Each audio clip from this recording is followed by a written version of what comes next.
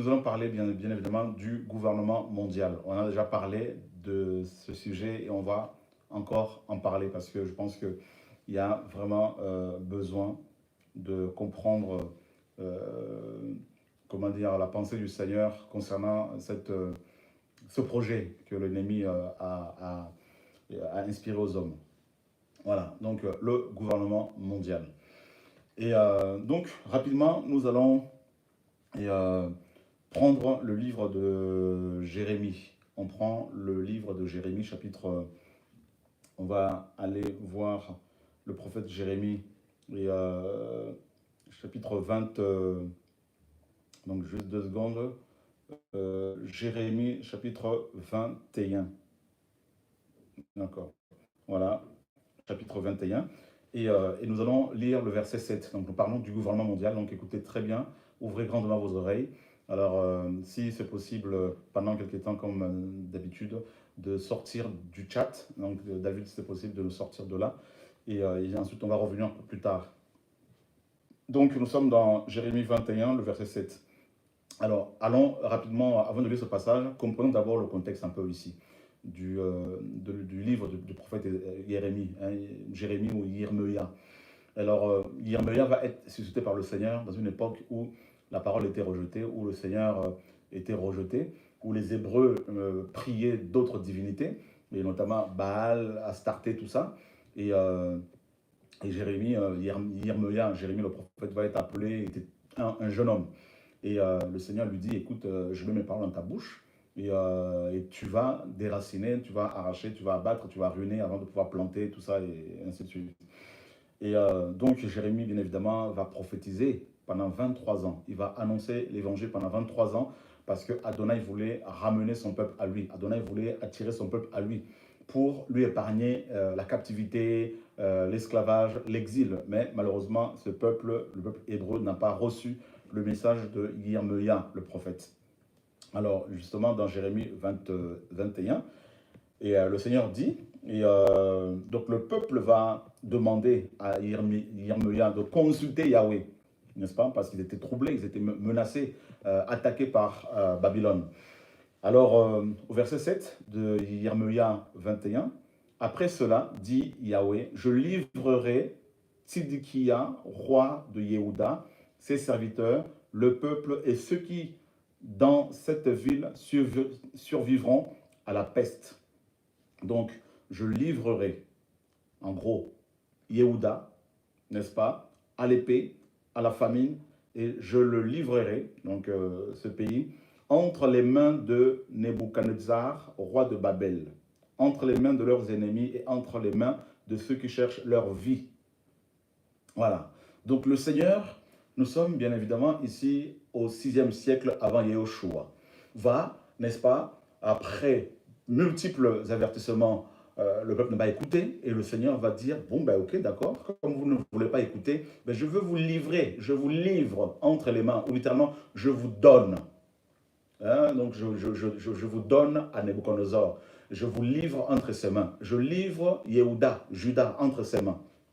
Et comme vous le savez, et c'est à cette époque-là que le temple va être incendié, que les murailles de Jérusalem vont être détruites, et tout ça, et une grande partie du peuple sera amenée à Babel, à Babylone. Et c'est au 6e siècle, en 587 avant Yahushua, 86, que les temps des nations vont débuter. C'est à cette époque-là que le Seigneur va livrer Jérusalem aux nations. D'accord?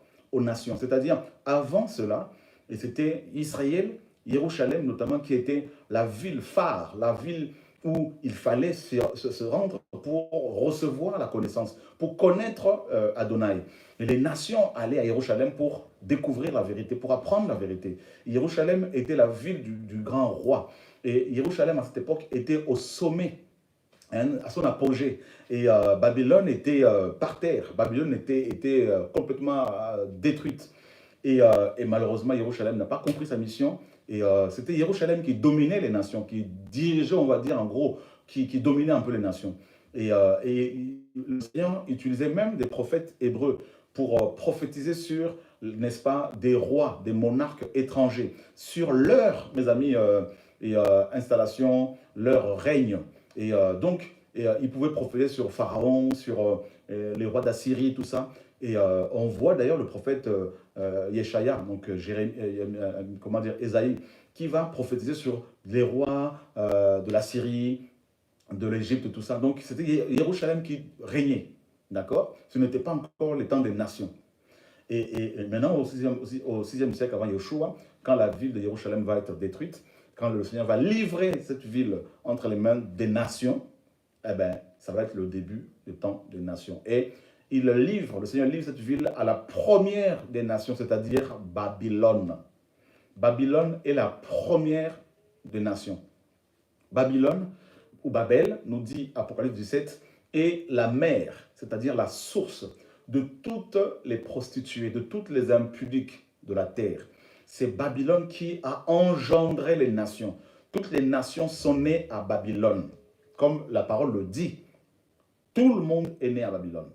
Et quand on repart, si on repart dans Genèse 10, pardon, on a déjà lu ce passage-là dans Genèse chapitre 10, et les Écritures sont claires, n'est-ce pas, Genèse 10, et on nous dit, à partir du verset 6, on nous dit, et les fils de Cam furent Coush, Mitzraïm, Pout et Canaan. Et on nous dit, au verset 8, Coush engendra aussi Nimrod. C'est lui qui commença à être puissant sur la terre. Donc là, nous avons ici le premier gouvernement mondial depuis Genèse chapitre 10, pardon. Et vous savez que Genèse, Bereshit, signifie littéralement en tête, d'accord? Donc, le commencement, voilà, le commencement. Et nous devons, en parlant, bien sûr, du nouvel ordre mondial, nous devons repartir à la source, repartir au commencement. Et dès le commencement des choses, et on voit déjà l'instauration d'un gouvernement mondial.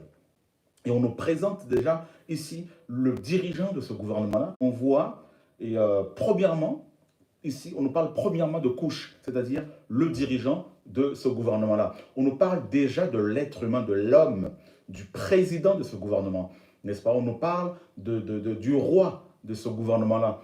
Et on nous présente ces couches. On nous parle de couches et qui va engendrer Nimrod. Donc Nimrod, c'est lui le dirigeant de ce gouvernement. Alors, et on nous dit qu'il était puissant sur la terre. Il était un puissant chasseur devant Yahweh.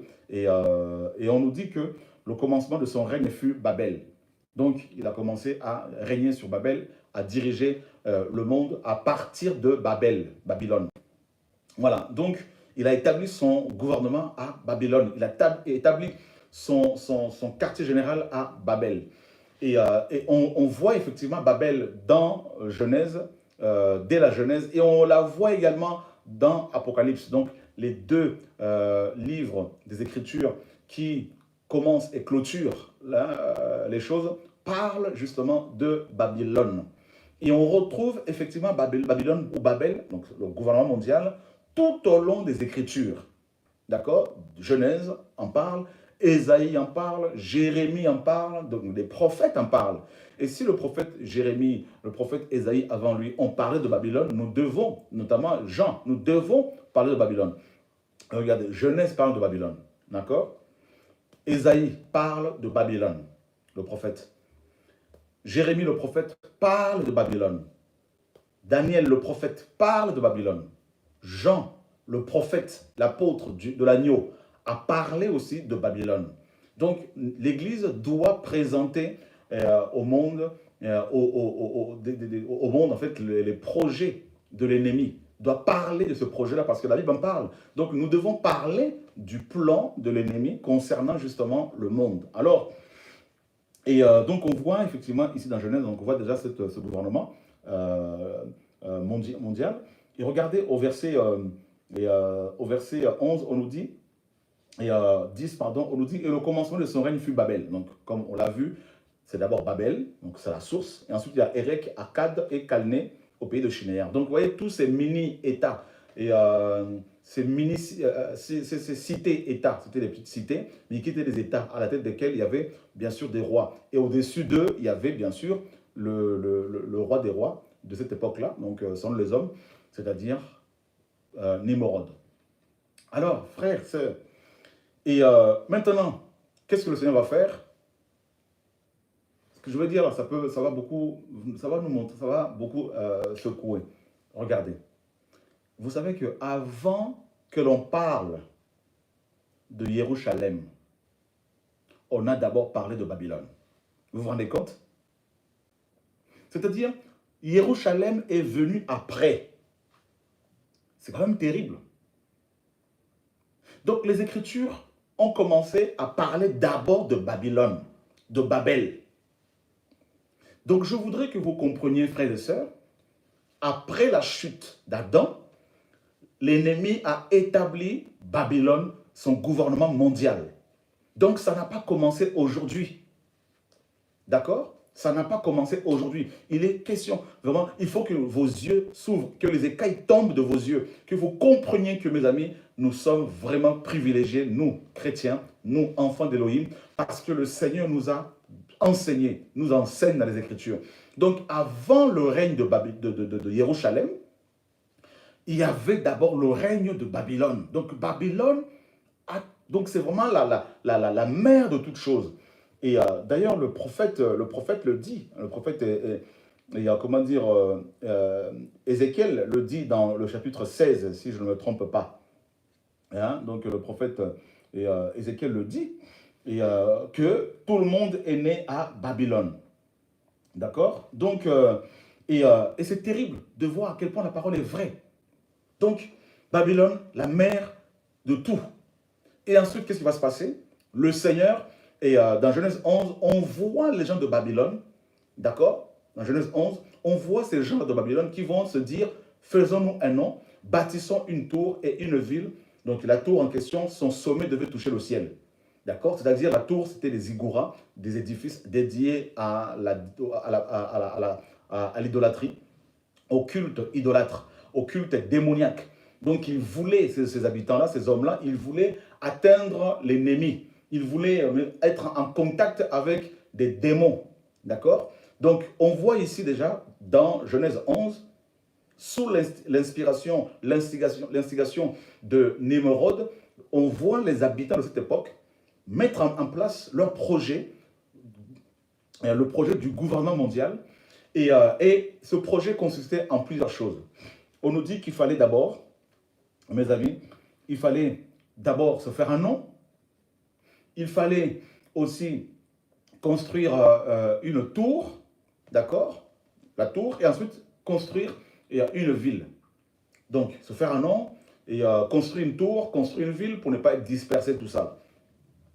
Et donc, c'est un projet qui s'opposera au projet, à la parole du Seigneur.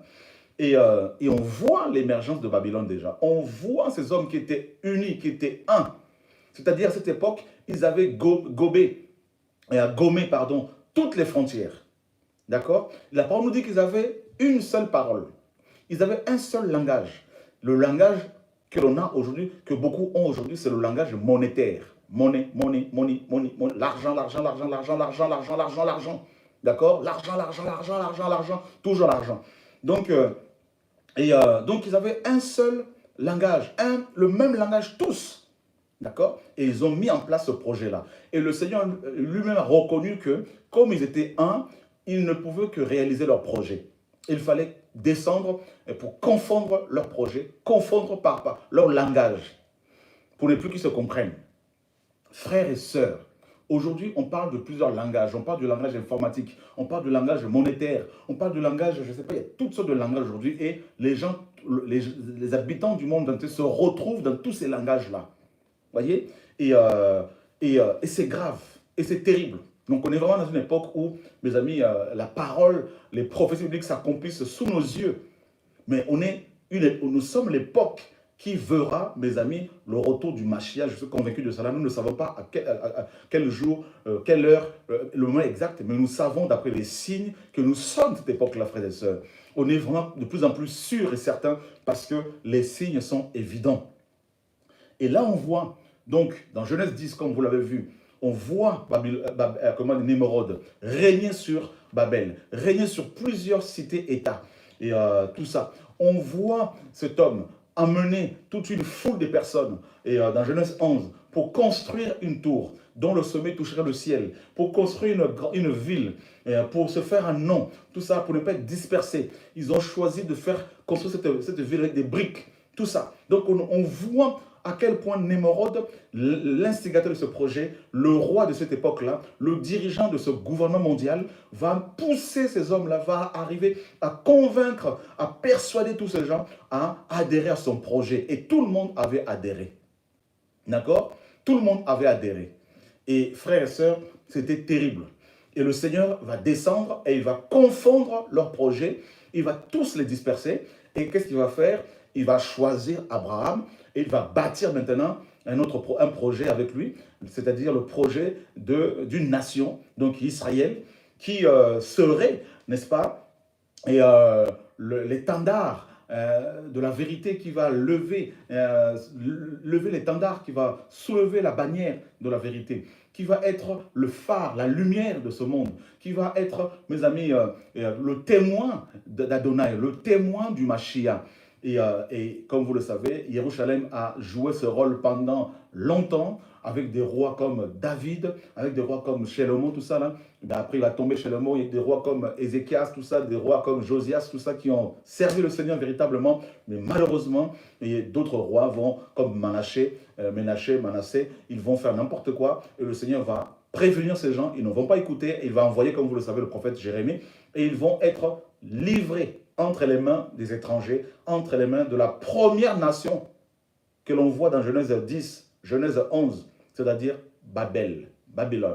Voilà comment maintenant les temps des nations vont finir. Et Satan va se servir de cette occasion, n'est-ce pas, pour remettre à l'ordre du jour, pour ressusciter son projet du gouvernement mondial. D'accord? Voilà comment l'ennemi va procéder. Alors là, ça va être le règne maintenant des nations, le début des temps des nations. Et regardez maintenant, nous sommes dans Daniel chapitre 2. Et qu'est-ce qu'on y lit? Qu'est-ce qu'on nous dit là-bas? Daniel chapitre 2. Frères et sœurs, vous connaissez cette parole-là? Regardez la parole, vous aimez la parole, vous aimez les Écritures. Et je voudrais nous encourager ce soir à aimer les Écritures. La deuxième année du règne de Nebuchadnezzar, Nebuchadnezzar rêva de rêves. Donc là, on est maintenant dans le temps des nations, et on est maintenant dans le règne des nations, c'est-à-dire l'ennemi qui règne et qui utilise les monarques de ce monde pour asseoir ses projets, pour asseoir sa vision.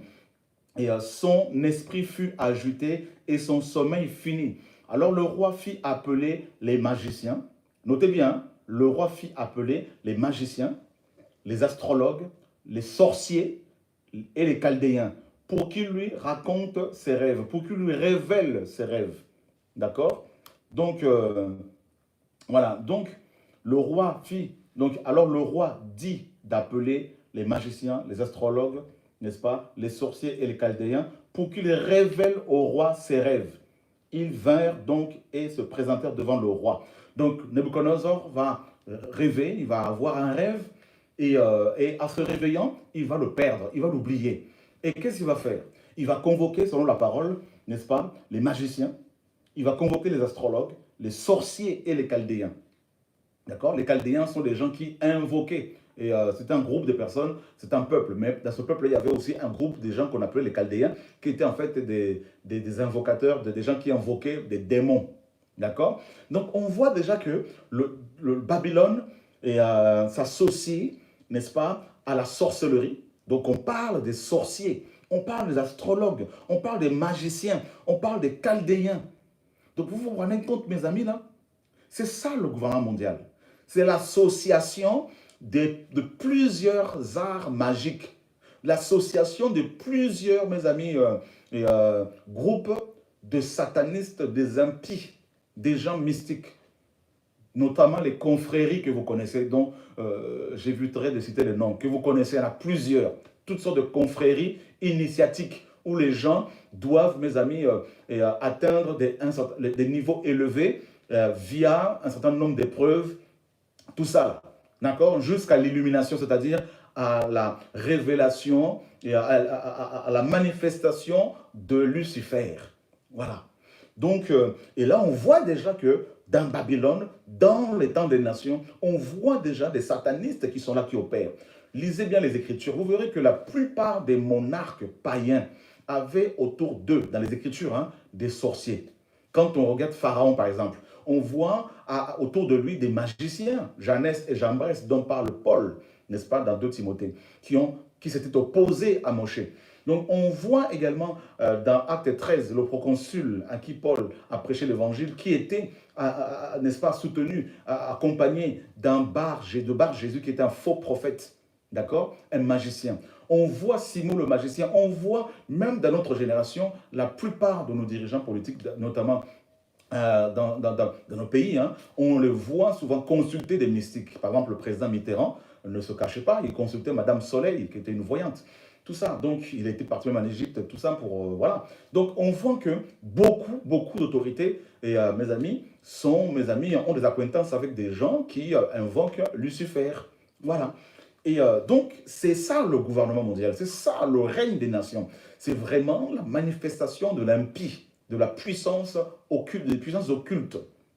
D'accord? Et le roi leur dit, j'ai rêvé un rêve. Mon esprit est agité en cherchant à connaître ce rêve. Et les Chaldéens répondirent au roi en langue araméenne. Ô roi, vie éternellement, dis le rêve à tes serviteurs et nous expliquerons son interprétation. Mais le roi répondit et dit aux Chaldéens, la chose m'a échappé. Si vous ne me faites connaître le rêve et son interprétation, vous serez mis en pièces et vos maisons seront réduites en un tas d'immondices. Mais si vous m'expliquez le rêve et son interprétation, vous recevrez devant moi des dons, des présents et un grand honneur. Quoi qu'il en soit, expliquez-moi le rêve et son interprétation. Alors, bien sûr, ils n'ont pas pu le faire. Et qu'est-ce qui va se passer? Il va décréter que le roi va demander à ce que tous ces gens soient exécutés, y compris Daniel, qui était aussi parmi les sages. Hein, parmi ces gens-là, mais lui n'était pas mystique, comme vous le savez, c'était le prophète d'Adonai. Alors, qu'est-ce qui va se passer? Daniel va demander à ce que un temps, hein, il va demander un sursis, et il va chercher le Seigneur dans la prière. Il va demander également à ses amis, Shadrach, Meshach, Abed-Nego, de le soutenir à la prière. Ils sont allés prier. Et 10 jours après, le Seigneur va révéler ces choses à Daniel.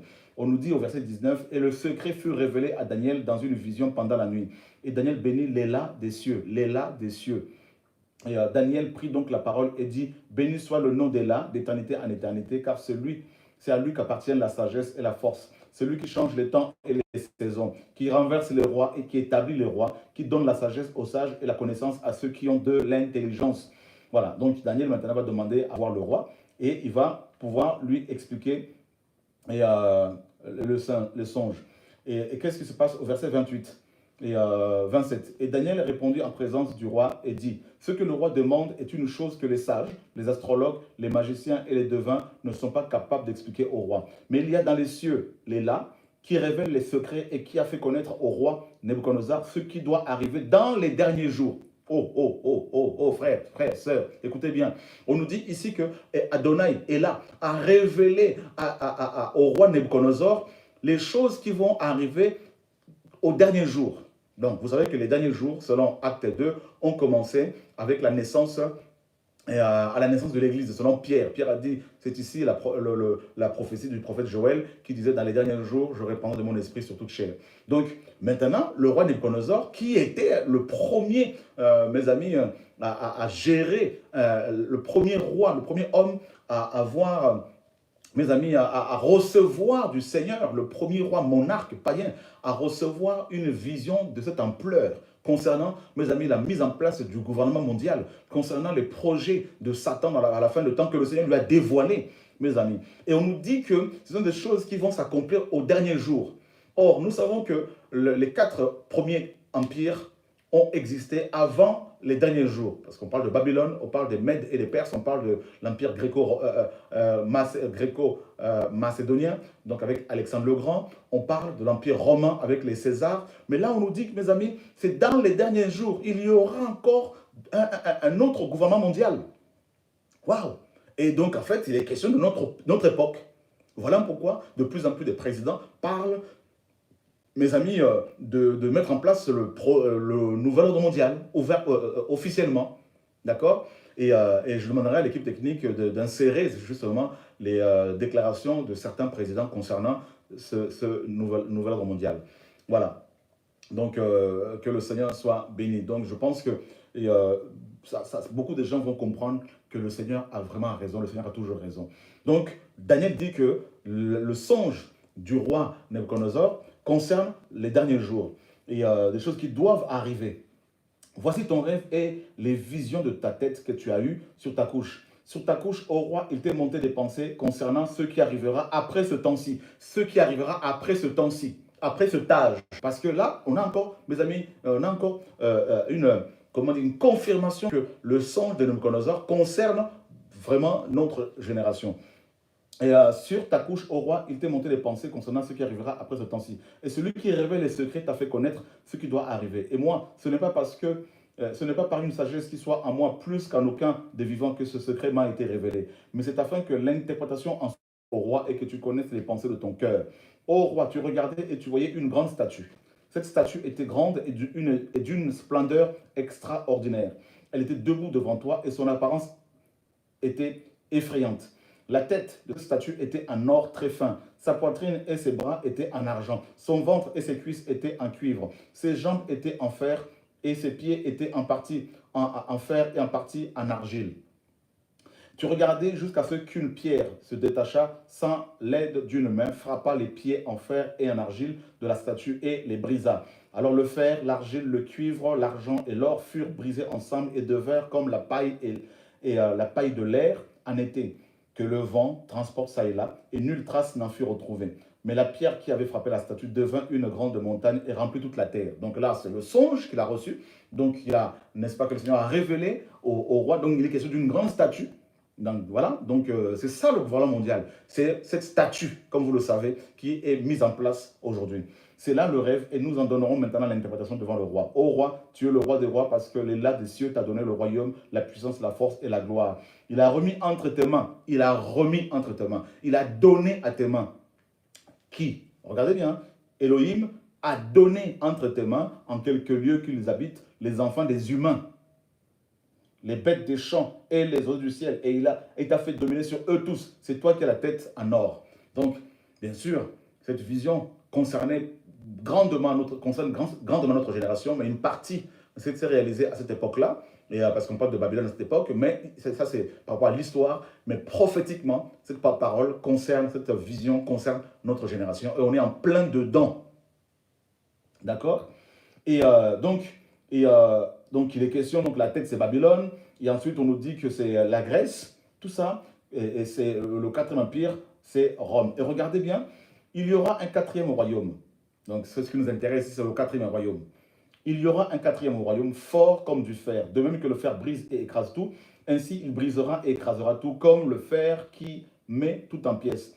Puisque tu as vu que les pieds et les orteils étaient en partie en argile de potier et en partie en fer, ce royaume sera divisé, mais il y aura en lui quelque chose de la force du fer, parce que tu as vu le fer mêlé avec l'argile de potier. Mêlé à l'argile de potier. Les doigts de pied étaient en partie en fer et en partie en argile. Ce royaume sera en partie fort et en partie fragile. Puisque tu as vu le fer mêlé à l'argile de potier, ils seront mêlés à la semence humaine. Ils seront mêlés à la semence humaine.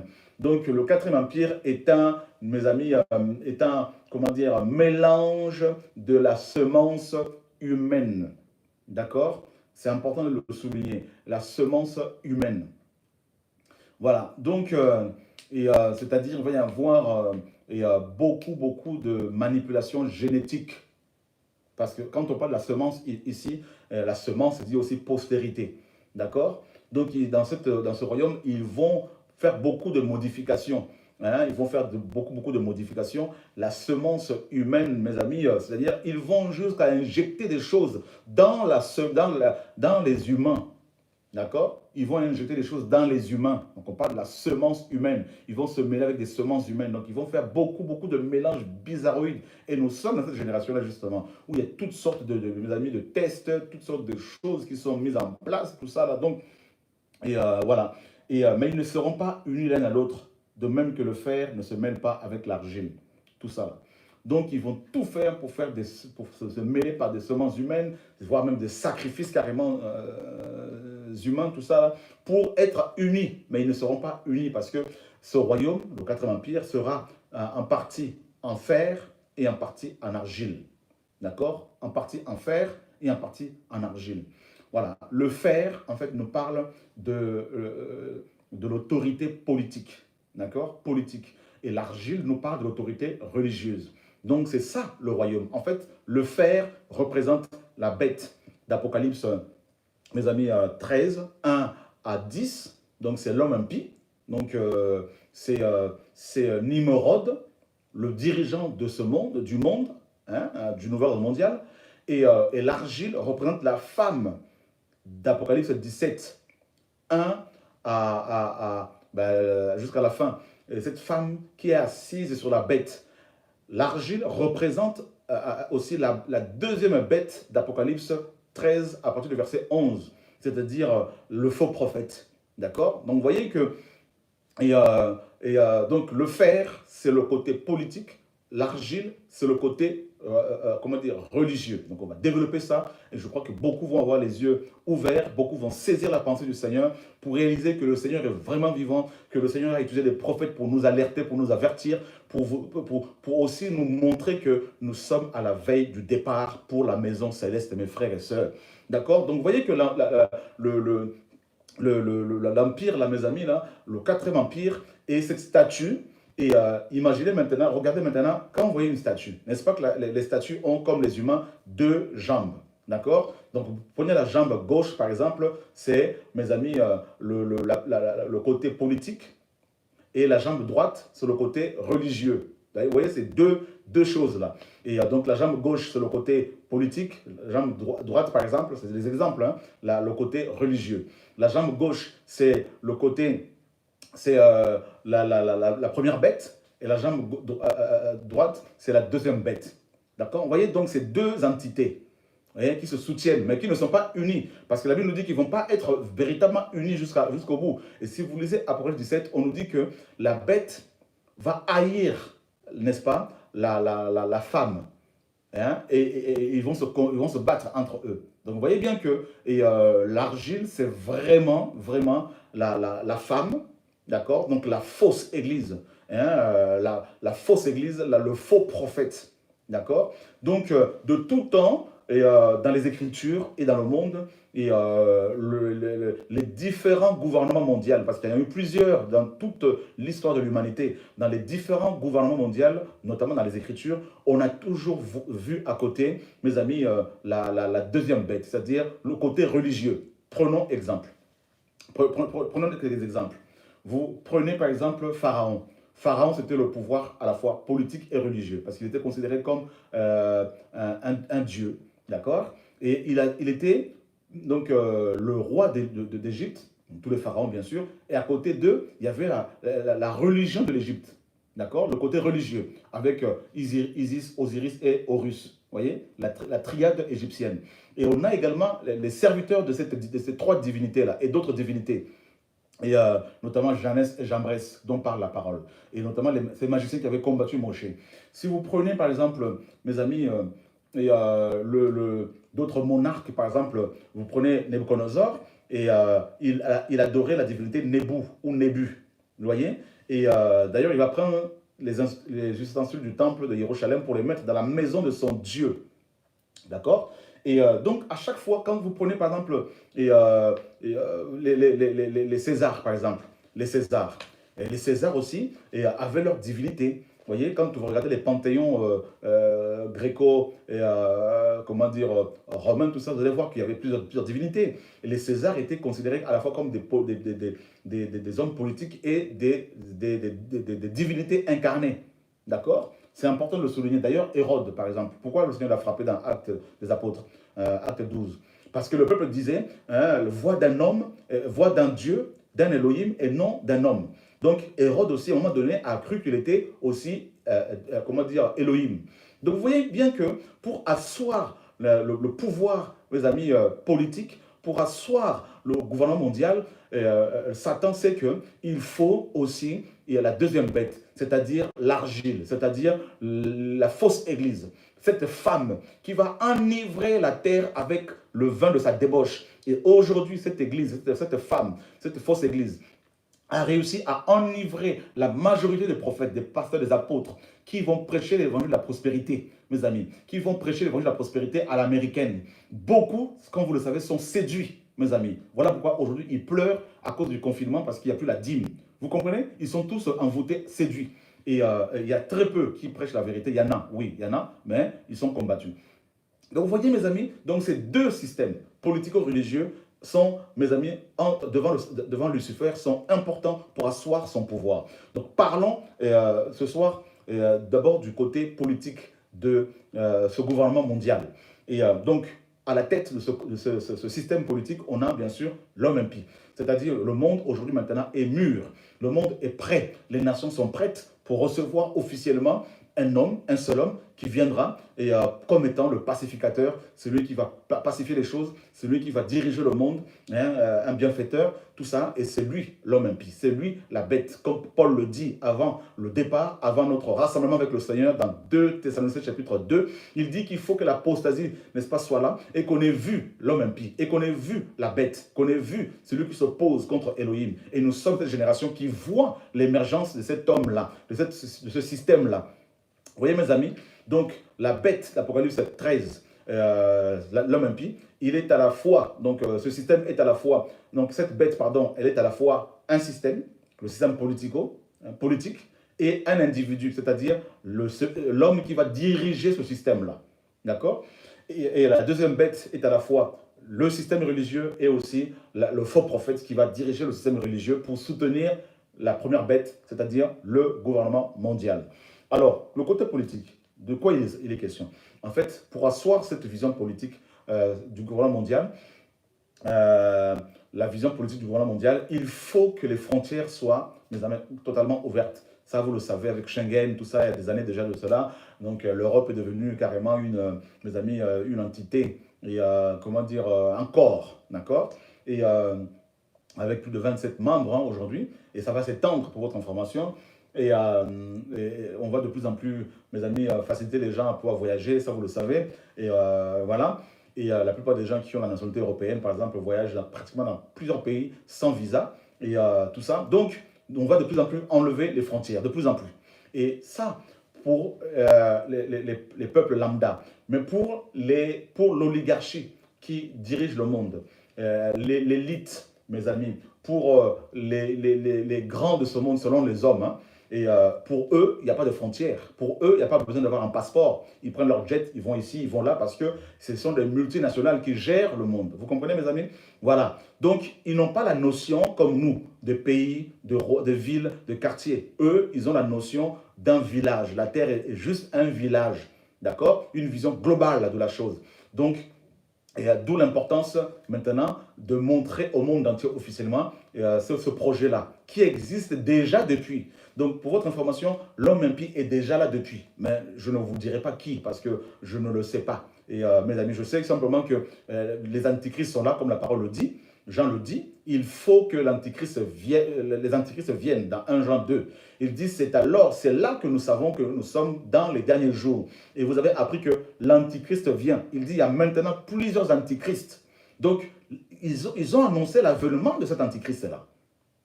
Ils ont annoncé l'avènement de ce Maitréya dont parle le nouvel âge. On va en parler.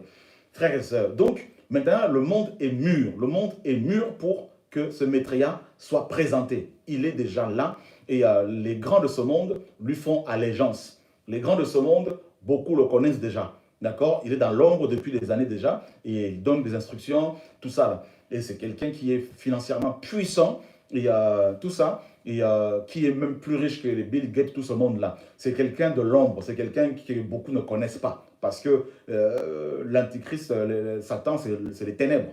Vous voyez, c'est vraiment la ténèbre, c'est l'obscurité. Donc c'est quelqu'un qui est dans l'ombre, tapissé dans l'ombre et qui opère. Maintenant, on va nous le présenter clairement pour dire, bon voilà, ce nouveau système qu'on a mis en place, qui va être dirigé pendant tant de temps, pendant 7 ans, comme la parole le dit, par cet homme. Voilà. Donc, il faut d'abord trouver l'Antichrist, donc le présenter.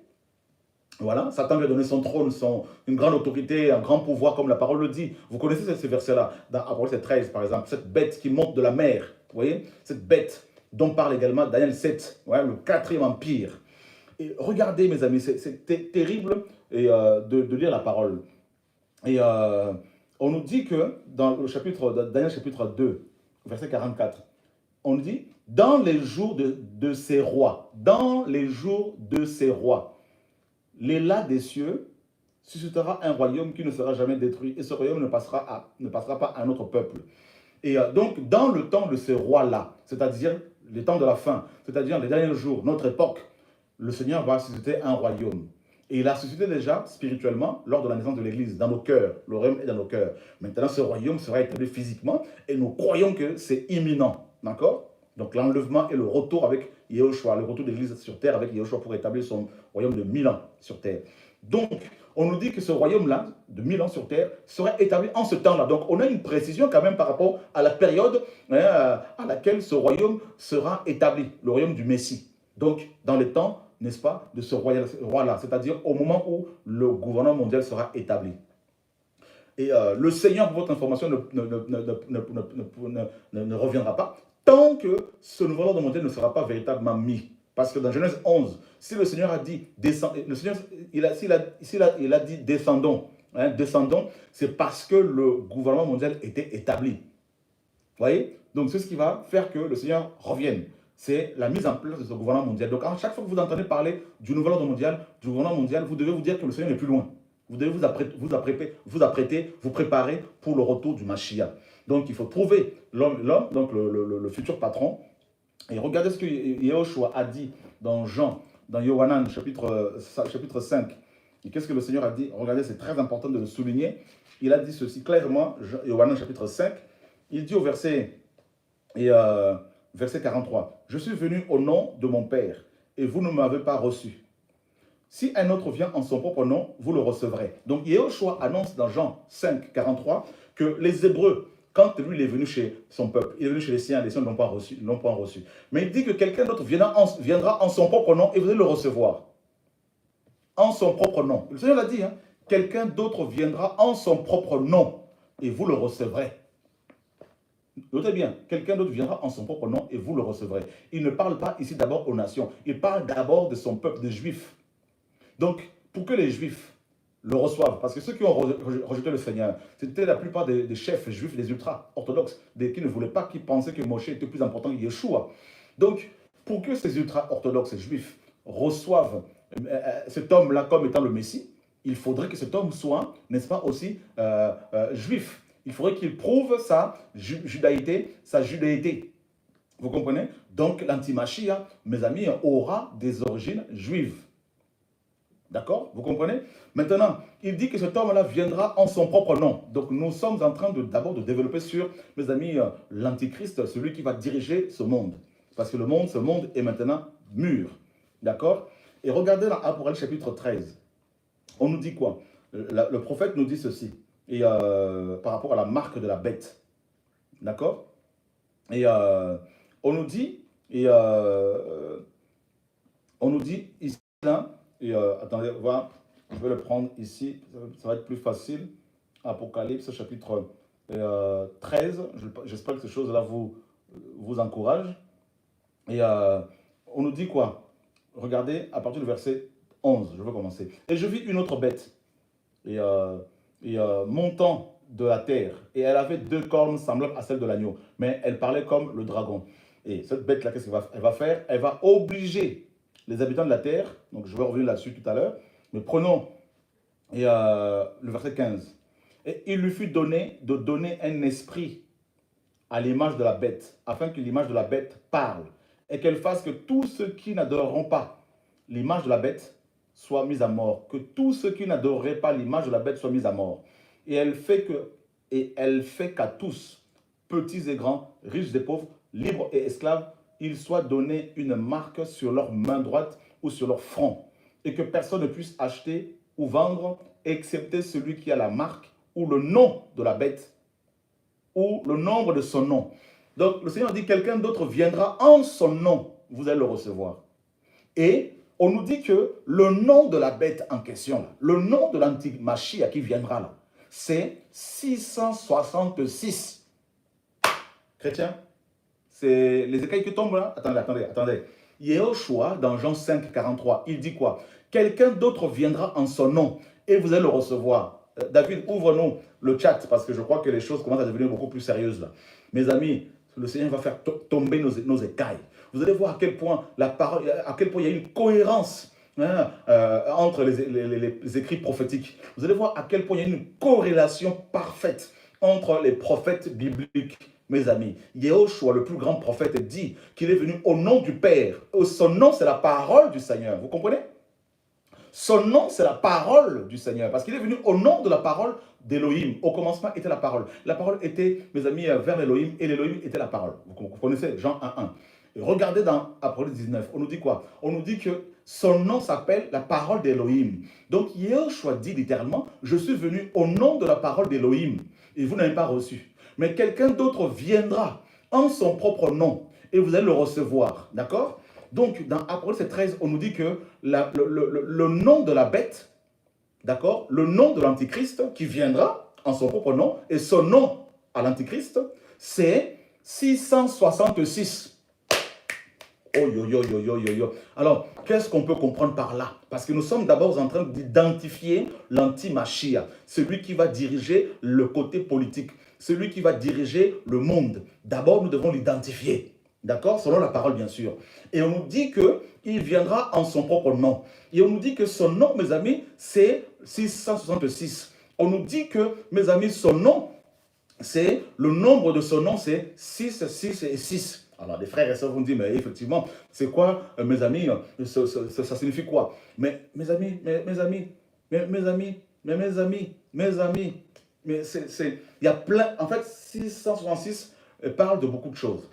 D'accord? De beaucoup de choses. On associe la marque de la bête, donc le nom de la bête, de l'antichrist. Donc l'antichrist s'appelle 666. Vous comprenez, mes amis? Est-ce que vous comprenez ça? Vous comprenez? Donc, l'antichrist s'appelle 666. Alors, on va expliquer ces choses-là grâce à l'Esprit du Seigneur. D'accord? Donc, quand le Seigneur dit qu'il viendra en son nom, ben, il viendra en son nom. Donc, on va amener le tableau. Merci, Seigneur. Les choses deviennent de plus en plus intéressantes, mes amis, là. Ouf! Ouf! Ouf! Attendez, il faut que... Voilà, donc je suis tout excité, là, mes amis, là, parce que le Seigneur est en train de faire tomber nos écailles, là, mes amis, au nom de Yeshua. Alléluia, gloire au Seigneur. Alléluia. Donc, en fait, on retrouve dans plein de choses, dans plein de choses, plein de noms de gens, tout ça, on retrouve le nombre de la bête, qui est son nom. D'accord? On le retrouve partout. Partout. Donc, il viendra en son nom, c'est-à-dire, le Seigneur pouvait dire, c'est comme si le Seigneur disait dans le livre de Jean, vous voyez? Alléluia, Seigneur, merci. Wow, ça chauffe, ça chauffe, ça chauffe, ça chauffe. Ça chauffe. D'accord? Donc, le nom, je ne vois pas là. Voilà, on va s'organiser là. Alléluia, Seigneur, magnifique. Magnifique est ton nom. Ouf. Donc, le nom du Seigneur. Donc, le nom du Seigneur. Le nom de Yehoshua, c'est la parole. Égale la parole. D'accord? Ça, vous le savez. Le nom de Yehoshua, c'est la parole. D'accord? Et vous savez que Satan singe le Seigneur. Satan cherche à imiter le Seigneur. D'accord? Donc, le Seigneur a dit que l'Antichrist viendra en son propre nom. Yehoshua est venu avec la parole. Les gens ne l'ont pas reçu. La parole qui était au commencement, ils ne l'ont pas reçue. Parce qu'on disait, cette parole est dure, qui peut l'écouter. D'accord? Mais l'Antichrist viendra en son propre nom. Et maintenant, le nom, je ne sais pas si vous voyez, le nom de... Ah, Seigneur, sauve-nous. Le nom de l'anti-Machia, de anti-Messie, c'est 6, 6, 6. D'accord? Voilà. 6, 6, 6. Donc, maintenant, ça, c'est le nom de la bête. Donc, désormais, si on vous demande quel est le nom de l'Antichrist, eh bien, la parole le dit. D'accord? C'est un peu bas. Je sais que ce n'est pas facile. Voilà. Donc, ok. Donc, 666. Le nom de l'anti-Mashiach. Ça, c'est le nom du futur dirigeant de la terre. Alors, on va essayer d'expliquer un peu c'est quoi ce chiffre-là, c'est quoi. Alors, on associe d'abord ce chiffre-là à... on nous dit que personne ne peut acheter. D'accord? Personne ne peut acheter ni vendre sans la marque de la bête. C'est-à-dire, si tu n'as pas le nom de la bête, tu ne peux ni acheter ni vendre. En fait, le nom de la bête, le nombre 666, représente beaucoup de choses. Représente beaucoup de choses. D'accord? Beaucoup de choses. Et premièrement, on associe ce nom-là, le nom de la bête, au commerce. D'accord? Au commerce. Est-ce que vous suivez, frères et sœurs? Est-ce que vous suivez, frères et sœurs? Donc, au commerce. Commerce. Marché. D'accord? Est-ce que vous suivez? Parce qu'on ne peut ni acheter, ni vendre sans la marque de la bête. Donc, argent. L'argent. D'accord? Donc, les banques. Vous comprenez? Tout ce qui est marché, banque, bourse. D'accord? Et donc, vous notez tout ça là. Donc, d'abord, le nom de la bête, qui est le 666, parce qu'on nous dit que celui qui a de l'intelligence calcule. D'accord? Et nous sommes en train de calculer. Nous sommes en train de calculer. Est-ce que vous comprenez, mes amis, là? D'accord? Donc, voilà. Et donc, tout ça, là, c'est le marché. Et quel est l'organisme qui gère tout ça, là? Hein, mes amis? Et qui gère les marchés? L'OMS. Vous comprenez? Donc, l'OMS. Je mets ça là. OMC, pardon. OMC. Quel est l'organisme qui gère tous les marchés? D'accord? Il y a l'OMC. D'accord? Vous comprenez? L'Organisation mondiale du commerce. D'accord? Ok. Et quel autre organisme, tout ça, associé aussi au marché, tout ça là, et le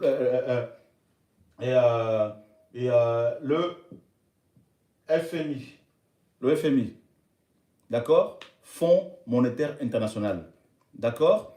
Autre, c'est la BEM, la Banque mondiale, Banque européenne, tout ça. Vous comprenez? Vous comprenez, mes amis?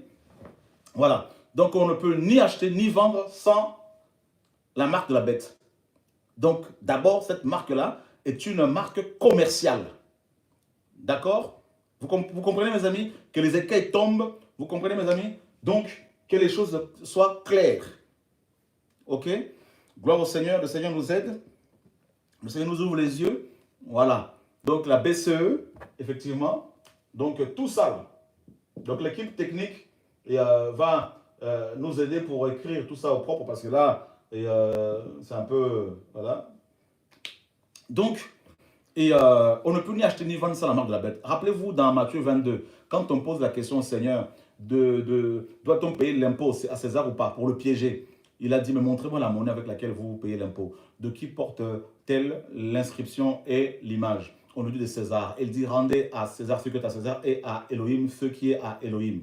D'accord? Donc c'est pour nous montrer que l'argent monnaie là, que des bishops là, vos bishops, vos pasteurs, hein, vos prêches là, que vos pasteurs vous prêchent, vous faisant croire que si vous n'avez pas cet argent, vous êtes maudit.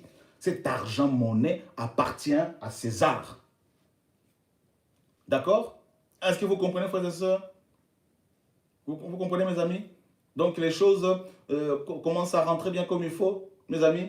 Oui, toutes les banques, tout ça, donc toutes les banques. Voilà. Donc toutes les banques. Voilà. Et qui sont ceux qui gèrent le monde là? Ce sont les banquiers. C'est pour cela qu'on nous dit que personne ne peut acheter ni vendre. Vous comprenez, frères et sœurs? Voilà. Donc, c'est ça qu'il faut comprendre.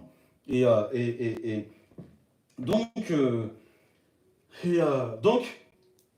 là-bas, là-bas dans Genèse 11, ils avaient un seul langage. Et aujourd'hui, c'est le langage monétaire. Là, Satan tient l'économie mondiale. D'accord? C'est pour cela que dans Apocalypse 18, la Bible nous dit que les marchands de Babel pleurent parce que toutes leurs richesses seront détruites. D'accord? Vous comprenez? Ouais, la révélation, l'illumination qui déracine. Donc, toutes leurs richesses seront, mes amis, vont tomber. Et ils vont pleurer.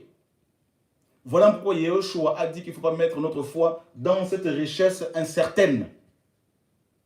Vous voyez? Donc, les écailles commencent à tomber. Parce que les gens disent, mais le 166, c'est quoi? C'est quoi? Mais c'est d'abord là, on rentre dans le détail là. Il faut parce qu'on dit que celui qui a l'intelligence calcule. Mais nous sommes en train de calculer là. Nous sommes en train de compter. Nous sommes en train de calculer. Et on s'aperçoit que la parole est vraie. La parole est vraie. La parole est vraie. La parole est vraie. Frères et sœurs, que les écailles tombent, que les yeux s'ouvrent, que les saints reçoivent l'illumination. Au nom de Yahushua. Alléluia, Seigneur, merci. Prenez le billet de 1 $. Regardez ce qui se trouve sur le billet de 1 $. Vous l'avez déjà lu, on en a déjà parlé. Et le billet, pourquoi le billet de 1 $ précisément? On en a parlé la dernière fois. Parce que 1, c'est la seule vision. Donc une seule vision, une seule pensée, n'est-ce pas? Un seul langage. Et c'est là, sur le billet de 1 $ qu'ils ont présenté leur projet. C'est-à-dire Novos Ordos Seclorum, nouvel ordre de siècle. Et on le voit, c'est déjà précis, c'est présenté. C'est là, c'est là, c'est là. C'est là. On nous dit que celui qui a de l'intelligence, calcule. Pierre pouvait dire, je n'ai ni argent ni or. Ce que j'ai, je te le donne. Aujourd'hui, beaucoup d'églises peuvent dire, nous avons l'argent, nous avons beaucoup, mais il n'y a plus rien. Ils ont, Greg mon frère, ils ont annoncé la couleur. Ils ont annoncé la couleur. Et je ne sais pas, Tim, viens m'aider là, viens me donner le billet de 1 $ là que je montre frère et soeur. Frère, on n'est pas pressé. Hein? Aujourd'hui, on va partager. On va partager parce qu'il faut que les écailles tombent de nos yeux, que nous comprenions, mes amis, en quel temps nous sommes véritablement, parce qu'il y a beaucoup d'ignorance. Il y a beaucoup d'ignorance. Pendant des années, dans nos assemblées, on ne nous a pas enseigné la parole. Il faut qu'on nous enseigne pendant des heures et des heures la parole du Seigneur pour qu'on comprenne les choses. Donne-moi ma sacoche, s'il te plaît. Dedans, il y a le billet de 1 $ que je veux montrer, en fait. Oh Seigneur, sauve-nous, sauve-nous, Seigneur. Sauve-nous, sauve-nous, Seigneur, sauve-nous. Voilà, Seigneur, mon roi. Voilà, les amis, ça vous l'avez déjà vu. Donc, nous avons le billet de 1 $. Et là, ben, vous avez ici Novos Seclorum, Novos Ordos Seclorum, nouvel ordre des siècles. D'accord? C'est là. Et la pyramide, comme vous savez, c'est bien sûr le nouvel ordre mondial. D'accord? Et le pyramidion, vous voyez la petite pyramide là qui est détachée du corps, c'est l'élite. Vous voyez? C'est l'anti-machia avec l'œil qu'il y a dessus. C'est l'œil qui contrôle tout le contrôle. Vous voyez? Voilà. L'œil là, c'est un œil spirituel. L'illumination et les yeux qui s'ouvrent, c'est l'illumination, la sorcellerie, tout ça là. Et c'est aussi, bien sûr, la puce électronique. La puce pour nous contrôler. D'accord? C'est aussi le GPS qui voit tout. Google Maps, tout ça, Google Maps et Google Earth, je ne sais pas quoi là. Tout ça. Vous voyez, frères et sœurs? C'est l'avancement, c'est l'avancée technologique. Voilà, l'esprit de contrôle. Vous voyez, frères et sœurs? Vous comprenez ces choses-là? Donc, avec la 5G qui arrive, ben, il faut accélérer les choses, bien évidemment. Vous voyez? Alors, voilà. Donc, on nous dit que personne ne peut acheter ni vendre sans avoir la marque de la bête. Donc, vous avez compris, la monnaie, l'argent. D'accord?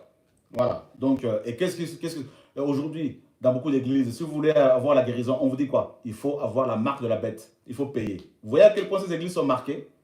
Hmm? Vous voulez avoir la prière, on vous dit qu'il faut payer. Vous voulez avoir quelque chose, on vous dit qu'il faut payer pour prier pour vous. Vous voulez acheter une Bible, il faut payer. Vous voyez comment Satan a réussi à mettre en place, mes amis, à imposer la marque de la bête dans les églises? Les gens sont marqués sans le savoir. Vous avez vu? Ok. Et c'est terrible, frère. Le Seigneur l'a dit, hein? Notre maître l'a dit. Notre maître l'a dit. C'est à César. D'accord? Maintenant, et ça c'est un aspect, un des aspects de la marque de la bête, parce qu'il y a plusieurs aspects. Ça c'est l'aspect commercial, l'aspect, comment dire, marketing, management, l'aspect, mes amis, purement commercial. Voilà. Donc, maintenant, il y a aussi d'autres aspects. Je vais vous montrer. Et qu'est-ce que je vais prendre? Je vais prendre quelque chose là. Attendez. Que vous connaissez tous. Et voilà, plusieurs personnes en ont parlé. Et je ne suis pas le premier. Et c'est des choses qui sont vraies, qui existent. Si vous prenez par exemple, prenez chez vous. Prenez chez vous. Et donc je vais demander de l'aide aussi à Timothée. Et de me donner quelque chose. Et par exemple, un pack d'eau le pack d'eau qui est là. Et je vais vous montrer quelque chose par rapport toujours à la marque, hein, par rapport au commerce et tout ça. Donc, je ne vais pas faire la pub de ce... ou un pack de gâteaux, quelque chose comme ça, Timothée. Donc, je vais vous montrer quelque chose rapidement. Et donc, les codes barres, ça vous avez compris. Voilà, code barre. Et ça, ben, c'est là. Et effectivement, donc, voilà. Donc, c'est parfait. Alors, donc, regardez. Code barre. Vous voyez, il y a à l'extrémité l'extrémité droite pour vous, là. Vous avez 2 barres qui dépassent. D'accord? Donc, première barre, 3. Deuxième barre, 3. Au milieu, il y a 2 barres, 3, 3. Et à l'extrême gauche, 2 barres qui dépassent, 3, 3. Donc, et ça fait 6, 6 et 6. Donc, et avec ce code barre-là, on peut facilement identifier les gens. Et c'est ce qu'on va mettre dans la puce. Voilà. Dans la puce. Et c'est ce qui existe déjà dans les puces, pardon. Et tout ça là. Et avec scan, tout ça là, tac. Avec des rayons là, tac, on va être localisé facilement. Voilà. Donc, et ça, c'est toujours par rapport au commerce. D'accord? Donc, en fait, on est des numéros. Voilà. Ça, c'est sur le plan, mes amis, sur le plan matériel. La marque ici, là, c'est vraiment sur l'aspect matériel, l'aspect financier, l'aspect commercial, hein, de la marque de la bête. Mais il y a d'autres aspects. Il y a l'aspect spirituel aussi. D'accord? Et maintenant, sur le plan, mes amis, spirituel, hein, l'aspect spirituel de la marque, eh ben, c'est le péché. Regardez dans 1 Timothée chapitre 6 et 1 Timothée chapitre 4, pardon. Nous sommes dans 1 Timothée chapitre 4. Et qu'est-ce que la parole nous dit? Regardez. Mais l'Esprit dit expressément que dans les derniers temps, certains s'éloigneront de la foi, s'attachant à des esprits trompeurs et à des doctrines de démons, par l'hypocrisie de faux docteurs ayant leur propre conscience marquée au fer rouge.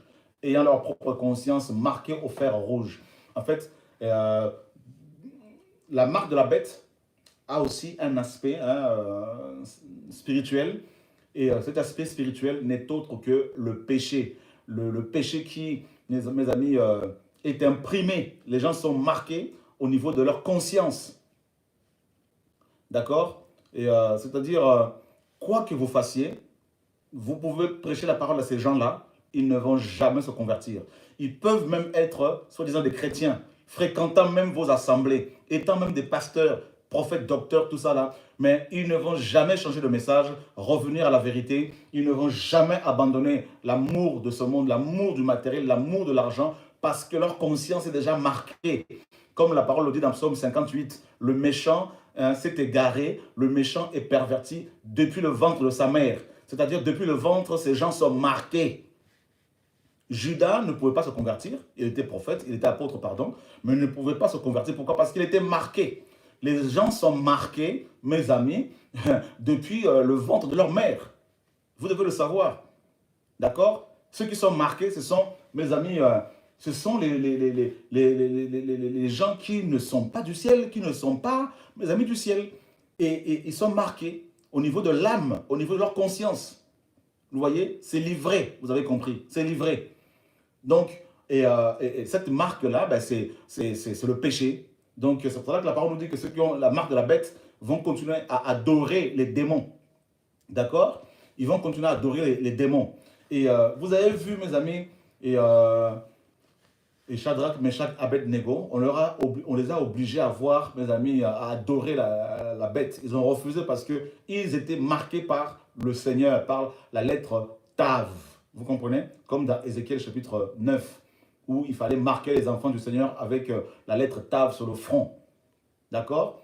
Donc, dans la marque de la bête, dans son aspect spirituel, ben, cette marque représente tout simplement le péché.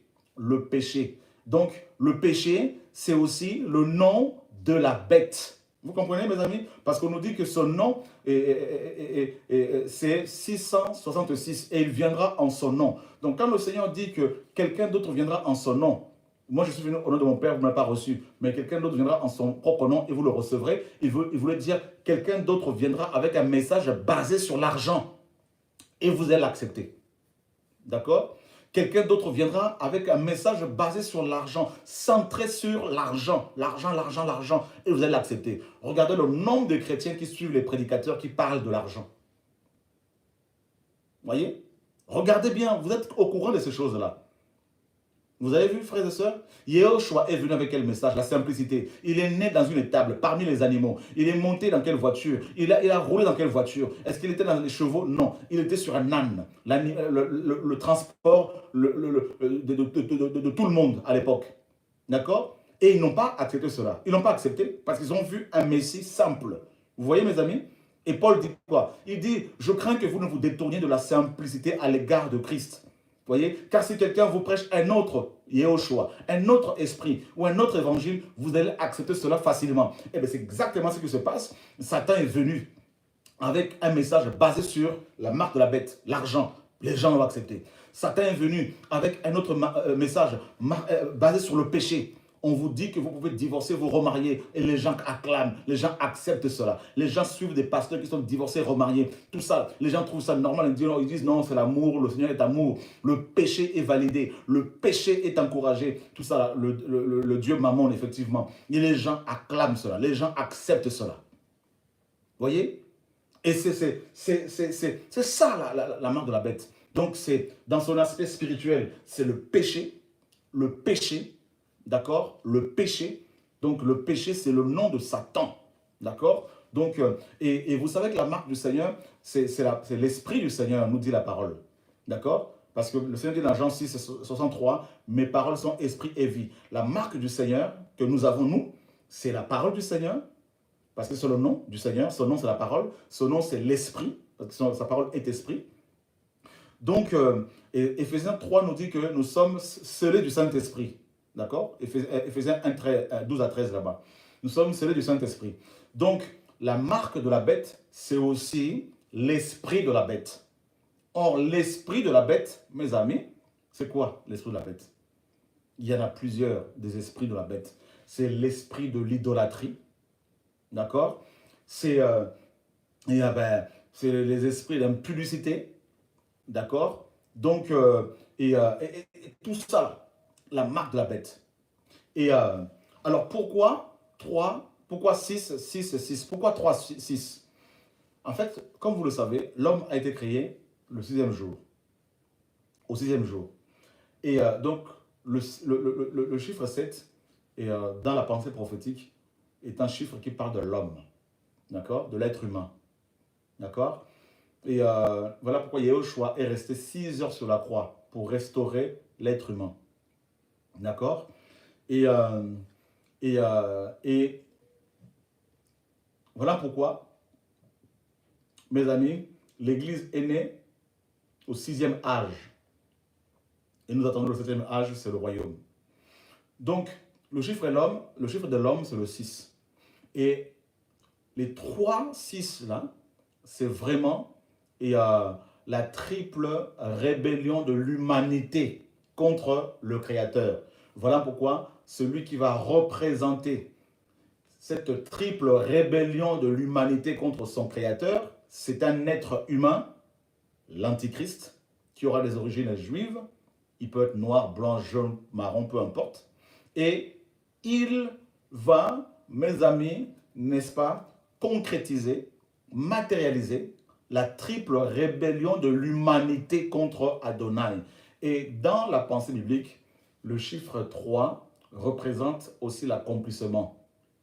D'accord? L'accomplissement, quelque chose d'accompli. Donc, la triple rébellion de l'humanité contre Adonai sera accomplie, sera achevée par l'anti-Mashiach, qui sera un être humain. Donc, le fils de Satan. D'accord? Frères, sœurs, ô Seigneur, sauve-nous. Ô Seigneur, garde-nous. Ô Seigneur, garde-nous. Et dans la triple, dans les 3-6 là, vous avez un 6 aussi.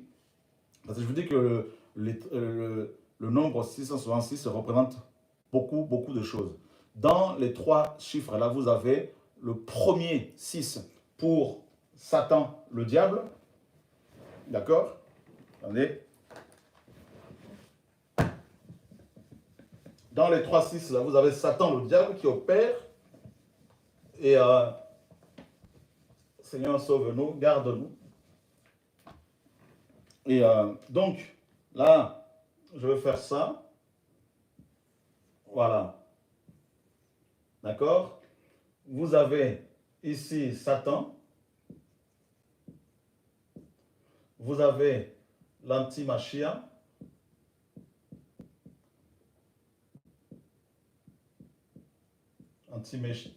L'anti-Messie. Et vous avez le faux prophète. Le faux prophète. D'accord? Donc vous avez 6, 6, 6. D'accord? Et donc, Satan, ici, bien sûr, c'est le dragon.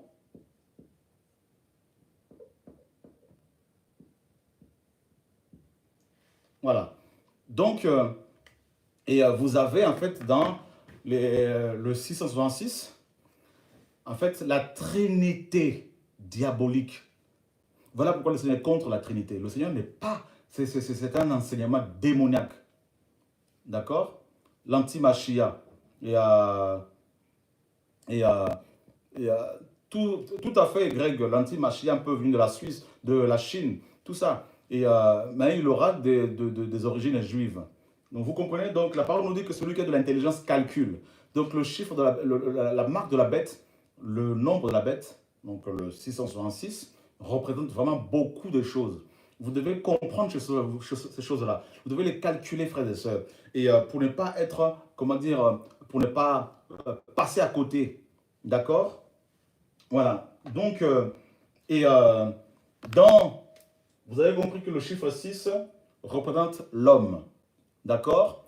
Et dans le chiffre 6, dans le nombre de la bête, vous avez aussi l'humanisme. L'humanisme, vous avez déjà entendu parler de ça, non? L'humanisme.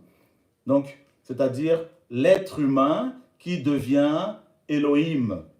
D'accord? Et qu'est-ce que Paul dit? La colère d'Elohim se révèle du ciel, Romains 1, 18, contre toute impiété et toute injustice des humains qui retiennent la vérité dans l'injustice. D'accord? Et ils ont préféré adorer et servir la créature au lieu du Créateur. Ils ont remplacé la gloire, n'est-ce pas, du Créateur par l'être humain, n'est-ce pas, et par la créature. Voilà. Vous comprenez? Voilà pourquoi il y a le 3-6, c'est-à-dire pour vraiment nous montrer, nous faire croire que c'est l'être humain qui est Elohim. D'accord? C'est l'être humain qui est Elohim. C'est l'être humain qu'il faut adorer. Et on nous dit que la deuxième bête, donc le faux prophète, la fausse église, a reçu l'ordre, n'est-ce pas, a reçu le mandat de pousser les habitants de la terre à adorer la première bête, l'anti-Mashiach. Nous sommes, et on nous dit qu'il a reçu aussi de mettre un esprit à l'image de la bête, et que l'image de la bête parle. L'image de la bête, ben, c'est la télé, tout ça, tous les médias que nous avons, toutes les, ouais, l'imagerie, en gros, l'imagerie. On a aussi Hollywood, hein, pour faire passer des messages aussi subliminaux, tout ça là, et qui visent le subconscient, et tout ça, et tout. Donc l'image, nous sommes dans cette génération, nous sommes de la génération de l'imagerie, d'accord? La photographie, tout ça. Toujours l'image de l'être humain, la beauté du corps, la magnificence du corps humain, la glorification du corps humain, tout ça. Voilà pourquoi vous avez de tous les réseaux, là, tout ça, là, et tous les réseaux sociaux où les gens sont en train de, ils sont en hypnose, ils sont en train de glorifier l'être humain, de magnifier l'être humain. C'est ça le chiffre de la bête, c'est ça la glorification de l'être humain. Vous voyez, c'est l'être humain qui se positionne, qui est au centre de tout, qui reçoit l'adoration, l'illumination, comme dans Actes chapitre 12, où on voit Hérode, n'est-ce pas, recevoir cette gloire-là, tout ça. Et c'est terrible, la confusion, le narcissisme, effectivement. Et c'est tout ça, mes amis, la marque de la bête. Et donc les gens s'attendent à ce que cette marque de la bête soit visible comme ça sur le front, tout ça, 666. Mais c'est faux, mes frères et sœurs. C'est possible, mais je ne pense pas parce que l'ennemi est tellement rusé. Hein? Donc, ne pensez pas que Satan va venir comme ça pour dire c'est moi le diable, tout ça. Il est malin, il se cache. Voilà. Comme le virus, là, il fait des dégâts, mais on ne le voit pas. Donc, un ennemi invisible, mais qui existe. D'accord? Donc, c'est terrible. Donc, ça, c'est le côté politique. Donc, là, c'est l'être humain qui va gérer le monde. Et comme la parole le dit, et tout ça, et ensuite il va gérer le système politique, c'est-à-dire l'ensemble des nations. Voilà pourquoi il faut absolument un organisme, un système, donc le système politique, pour que cet être-là, l'anti-Mashiach, gère. Satan lui a donné son pouvoir, son trône et une grande autorité, et il est soutenu par le faux prophète, la deuxième bête, la partie, l'argile de Daniel 2, d'accord? Donc, il lui faut maintenant à cet homme-là, l'anti-Mashiach, il lui faut maintenant le système religieux. D'où justement l'organisation. Donc, il faut une organisation des nations. D'accord? Donc, excusez-moi, j'écris un peu mal la vite fait. Donc, pour l'instant, comme vous le savez, c'est l'ONU. Voilà. Et voilà, donc c'est l'anti-Mashiach qui va piloter cette organisation-là.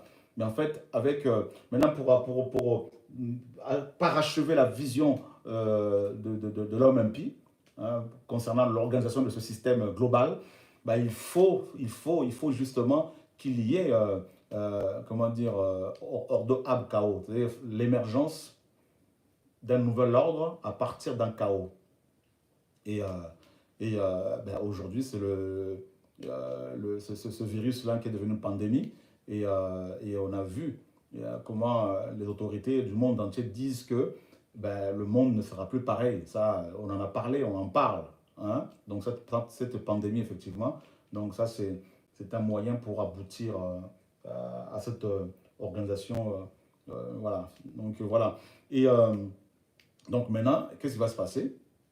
Donc le monde entier est paralysé depuis plusieurs semaines, et depuis presque 2 mois, et paralysé, et une paralysie. Et vous savez que quand un corps est paralysé, suite à un AVC, c'est ce qui se passe en fait. Ce virus, c'est un AVC, d'accord? Voilà.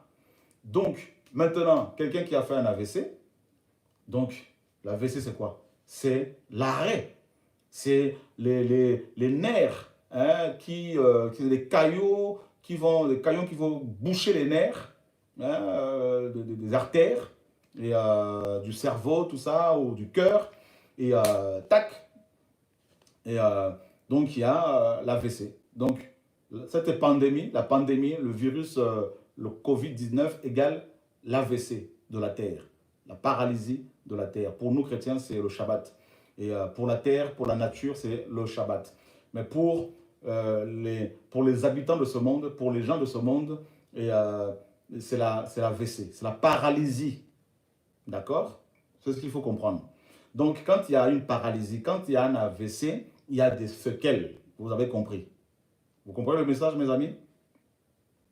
Donc, il y a des séquelles. Il faut s'y préparer. Donc, qui dit séquelles dit suivi. D'accord? Ok? Qui dit séquelles dit dépendance. Est-ce que vous comprenez le message prophétique? Ok. C'est bien, Victor, tout ça là. Vous commencez à comprendre les choses.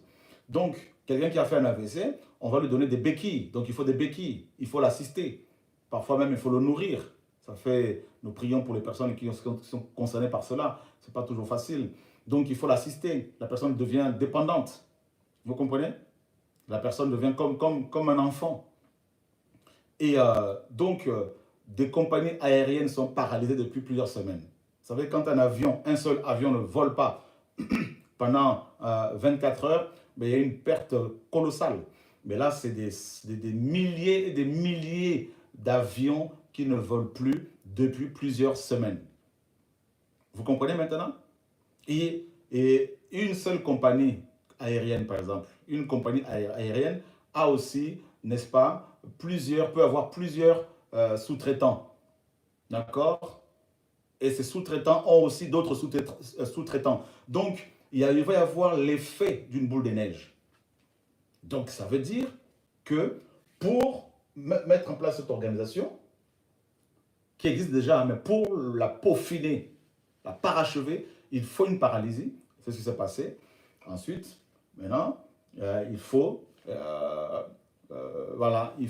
une rééducation. Alors, qu'est-ce qui va se passer? Désormais, comme vous le savez, pour pouvoir, n'est-ce pas? Donc, du coup, il y a des pays qui vont perdre davantage leur souveraineté, ça c'est clair. Ça c'est clair. Hein? Au nom, n'est-ce pas, du bien collectif, d'accord? Supranational. Alors, donc, et c'est ce qui se passe actuellement. Et un nouvel ordre va émerger, bien comme il faut, bien établi, bien ficelé. Et voilà, donc c'est ce système-là, justement, qui va être piloté par l'INPI, qui est déjà piloté depuis des années, mais qui va être, ils sont en train de le perfectionner bien comme il faut. Et c'est pas moi qui le dis, hein. Les gens vont dire non, mais ils sont malades, ils sont illuminés, c'est des sectes. Écoutez, c'est pas grave. Hein. Et de toute façon, qu'est-ce que vous voulez? On ne fait du mal à personne. Nous sommes en train de partager la parole du Seigneur, et puis ça ne plaît pas, à certains, mais tant pis. Et donc, du coup, là, il y aura bien sûr la vaccination, c'est clair. Si vous voulez voyager, il vous faut une vaccination. Donc, voilà, prouvez que vous êtes vacciné. Pourquoi? Parce que c'est la psychose, hein, c'est la peur. Hein. Tout le monde panique. Vous voyez, quand vous sortez un peu dans la rue, là, et les gens que vous pouvez croiser éventuellement vous évitent. Tout le monde évite tout le monde. D'accord? Donc, il y a cette panique là qui est là, cette psychose. Donc, du coup, il faut des masques. Et, il faut montrer à patte blanche, donc carnet de vaccination. Voilà. Qu'est-ce qu'il faut mettre dedans? Le Seigneur seul le sait. Voilà. Et et il y a déjà, on m'a envoyé un article dans tout ça là pour me dire que pour le visa Schengen, il faut absolument le vaccin. Vous voyez? Donc c'est des choses qu'on avait reçues du Seigneur, on en avait parlé déjà. Et aujourd'hui, ça se concrétise. Et le vaccin Covid-19 sera obligatoire pour obtenir le visa Schengen. Voilà. Et dans un futur proche, il sera obligatoire pour les voyageurs non ressortissants de l'Union européenne de passer le test Covid-19 et de se faire vacciner afin de pouvoir obtenir un visa pour visiter un pays de l'espace Schengen. Voilà. Donc, en fait, en gros, c'est le vaccin pour tout le monde. Voilà. D'accord? Donc, les missions en Afrique, et bien évidemment, aucun pays africain n'acceptera de voyageurs venant d'autres pays sans le vaccin. Voilà. Donc, et, les réunions, bien sûr, les rassemblements comme avant ne seront pas, mes amis, comment dire, ne reprendront pas d'aussitôt. Les autorités le disent. Je ne suis pas fou parce qu'on ne fait que aussi répéter ce que certains médias et les autorités disent. Et c'est des choses dont parlent les Écritures aussi. Voilà, donc voilà. Et comme vous le savez, quelqu'un qui est paralysé, pour retrouver sa mobilité, parfois il faut du temps, parfois la personne ne la retrouve pas. D'accord? Donc du coup, le monde a changé depuis, mes amis, le début de ce virus, de cette pandémie. Donc le monde a changé. Nous avons basculé dans un autre, mes amis, dans un autre temps. Il ne faut pas l'oublier. D'accord? Vous savez que, parce qu'il y a l'effet aussi, il y a la crainte aussi de l'effet boomerang.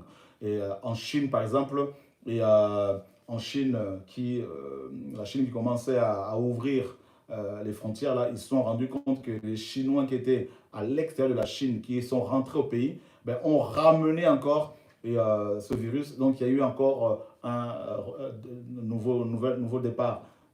Donc, c'est tout ça. Donc, du coup, ben, les choses vont complètement changer. Le monde a changé. Voilà. D'accord? Donc, ne vous attendez pas à ce qu'il y ait des réunions de réveil comme avant tout de suite. Et tout ça. Et là, ben, on va de plus en plus obliger aussi des dirigeants d'église à montrer patte blanche, c'est-à-dire il faut montrer un diplôme théologique. D'accord? Il faut montrer une carte pastorale. Il faut montrer aussi la carte de membre d'une fédération d'église. Ah, on en arrive. D'accord? Voilà. Et, et puis, donc là, c'est comme ça que ça va se passer. Et c'est pour cela que je vous dis que hier, le message que vous avez donné sur l'Afrique, terre d'asile, est vraiment prophétique. Et donc, il y aura des pays, certains pays comme en Amérique latine, comme en Afrique, comme peut-être en Asie, où des gens, comme peut-être en Europe, certains pays, très dans les pays pauvres en Europe, où les gens pourraient éventuellement se cacher en attendant l'enlèvement pour partager la parole simplement ici et là. Donc, ça va être comme ça. D'accord? Et vous savez déjà qu'en Europe, notamment en France, si vous êtes une église non fédérée, non membre d'une fédération quelconque, vous ne pouvez pas avoir un prêt pour acheter un bâtiment. Donc, on a vécu ça nous-mêmes. Donc, et c'est comme ça que ça va se passer, et sachant que la plupart de ces églises fédérées sont gérées par des puissances occultes, bien sûr, les gens qui gèrent ces fédérations-là. Voilà, qui ont fait allégeance à Satan, qui ont accepté des lois iniques, des lois impies, tout ça, des lois anti-bibliques. Voilà. Donc, c'est comme ça, dans certains pays, c'est comme ça déjà. On a vécu ça un peu à l'époque au Gabon. Vous savez que si vous allez au Gabon, par exemple, en tant que prédicateur, en tant que pasteur, on vous demande d'avoir une invitation d'une des fédérations, d'une des confédérations des pasteurs. On sait que beaucoup parmi ces pasteurs sont mystiques, sont divorcés, remariés, sont dans l'impudicité, tout ça. Donc heureusement que ça nous a ouvert une autre voie. Merci Seigneur. Donc c'est comme ça que ça va se passer. D'accord? Et vous voulez aller prendre l'avion, il faut vous montrer votre carnet de vaccination. Vous voulez prendre le train, d'accord? Vous voulez prendre le train, il faut obligatoirement le port du masque, il faut absolument le vaccin. Donc ça, c'est des lois qui vont être votées là, sous peu, là, tout ça. Là. Donc c'est comme ça, d'accord? Donc le monde a complètement changé. Et même le monde du sport, beaucoup de choses vont changer. Beaucoup de choses vont changer. Et les choses ne seront plus jamais comme avant. Et tout ça, là, il faut vraiment que les gens le comprennent. D'accord? Donc, quand on prêchait aux frères et sœurs la simplicité depuis des années, les gens se moquaient. Tout ça, là, ils se moquaient. Hein, ils se moquaient. Et bien là, effectivement, la persécution va devenir de plus en plus réelle. D'accord? Et c'est là qu'on verra la différence entre ceux qui sont convertis et ceux qui ne le sont pas. Voilà. Donc, effectivement, tout ça, la marque de la bête, c'est tout ça là. C'est tout ça. Les gens vont recevoir des choses dans leur corps. bien sûr, ils vont être marqués, pucés, hein, comme des animaux. Ça, c'est clair. Hein, c'est clair. Pourquoi ils veulent faire leurs tests, par exemple, en Afrique, là-bas, par rapport au vaccin? Hmm. Vous avez vu comment le nombre d'Africains qui ont dénoncé ça, même des Européens qui ont dénoncé ça. Vous avez vu la vidéo qui a circulé, deux médecins français qui demandaient qu'il faut faire ce test clinique en Afrique. Hein. Donc, à 6000 ans, la population africaine a des prostituées, tout ça. Là. Donc, vous voyez, donc c'est clair. Hein. Donc, et malheureusement, beaucoup de dirigeants africains sont tellement corrompus qu'ils vont accepter facilement l'argent de l'OMS pour utiliser leur population comme des cobayes. Donc, voilà. Donc, les temps sont compliqués et vous devez vous préparer bien comme il faut. Fini le temps où, mes amis, les gens, ils voulaient encore avoir des méga church. Vous devez comprendre qu'aujourd'hui, ceux qui veulent avoir des méga church dans l'américaine, là, mes amis, comme l'église de Laodicée, là, ce sont des gens qui vont faire allégeance à Satan, qui vont adorer l'image de la bête, qui vont, mes amis, être à genoux devant la bête, hein, devant le faux prophète. Ça, c'est clair. Et ceux et celles qui vont, mes amis, vouloir vivre la parole du Seigneur vont devoir se cacher, vivre simplement comme les premiers chrétiens. En fait, la boucle est bouclée. D'accord? Il n'y a rien de nouveau sur la terre. Ce qui existe a déjà existé. Vous avez vu que l'Église est née sous le 4e Empire, non? La Rome impériale. Eh bien, l'Église de la fin de temps que nous sommes se retrouve sous le 4e Empire restauré, donc le nouvel ordre mondial, le gouvernement mondial. Donc, il n'y a rien de nouveau sur la terre. L'Ecclésiaste l'a dit. D'accord? Il n'y a rien de nouveau sur la terre. Donc, c'est une boucle qui est bouclée. Vous devez comprendre en quel temps nous sommes et vous adapter, vous préparer, hein, en conséquence. Et ne pas vous laisser manipuler par des enseignements qui vous poussent à aller voir les hommes. Moi, je ne vous dis pas de venir prier avec moi. Je ne vous dis pas de me suivre. Je ne me dis pas non plus de me croire. Vérifier dans la parole. Allez vérifier le Seigneur. Voilà. Chacun doit préparer se préparer sa famille. Voilà. Donc, on partage, on est frères et sœurs, mais il n'y a pas de chef, il n'y a pas de patron. Il y a un seul qui nous dirige, c'est Yehoshua, notre maître. Et je ne vous recommande ni moi, ni une chaîne de télé, ni une église, ni qui que ce soit, ni personne. Donc c'est Yehoshua que nous vous recommandons. Prenez la Bible, méditez chez vous, priez, suivez le Seigneur, faites ce qu'il vous dira. Voilà. Donc c'est ça l'évangile. Vous devez vous préparer, vous devez être mature. Hein. Fini l'époque où vous étiez tout le temps, comment dire, au biberon avec les bishops, tout ça. C'est fini cette époque-là. C'est fini. C'est chacun pour, je ne vais pas dire chacun pour soi, mais je veux dire, chacun doit d'abord bâtir sa relation avec le Seigneur et partager la parole dans sa famille, parce que le Seigneur dit qu'à l'époque de Lot et de Noé reviendront. Et ces deux prophètes ont travaillé dans leur famille pour sauver leur famille, mes amis. Le Seigneur revient chercher les familles. Voilà pourquoi il nous amène de plus en plus à être dans les familles, à rester en famille pour pouvoir travailler, mes amis, nos familles au nom de Yeshua. Fini la tête, hein. Fini la tétine, mes amis, au nom de Yeshua, pour ceux et celles qui veulent aller au ciel. Vous comprenez? Donc nous sommes dans ce temps-là. Nous sommes, mes amis, dans ce temps où la vision de Daniel 2 s'est accomplie, la statue. Nous sommes dans ce temps où la vision de Daniel 7, les 4 bêtes, se sont réalisées. Nous sommes dans ce temps, nous sommes au temps d'Apocalypse 10 et 11 de la tour de Babel. Nous sommes au temps d'Apocalypse 13 et de la bête qui monte de la mer. Tout ça là, donc qui ressemblait à un lion, à un léopard et à un ours. Nous sommes dans ce temps-là où nous sommes au temps d'Apocalypse 17, la femme qui tient une coupe remplie de vin de la débauche. Donc l'aspect politique, c'est ça, c'est l'ONU, tout ça, là, les Nations Unies, tout ça, les rois qui vont signer des décrets. Vous allez voir, il va y avoir une réunion des nations, des autorités de ce monde pour voter des lois ensemble pour ce nouvel ordre qui va émerger. Le président du Sénégal, Macky Sall, en a parlé. Le président Sarkozy en a parlé il y a des années. Le président Bush le père, en avait parlé. Hein. Donc, on va insérer ces vidéos, ces courtes vidéos dans cette vidéo-là.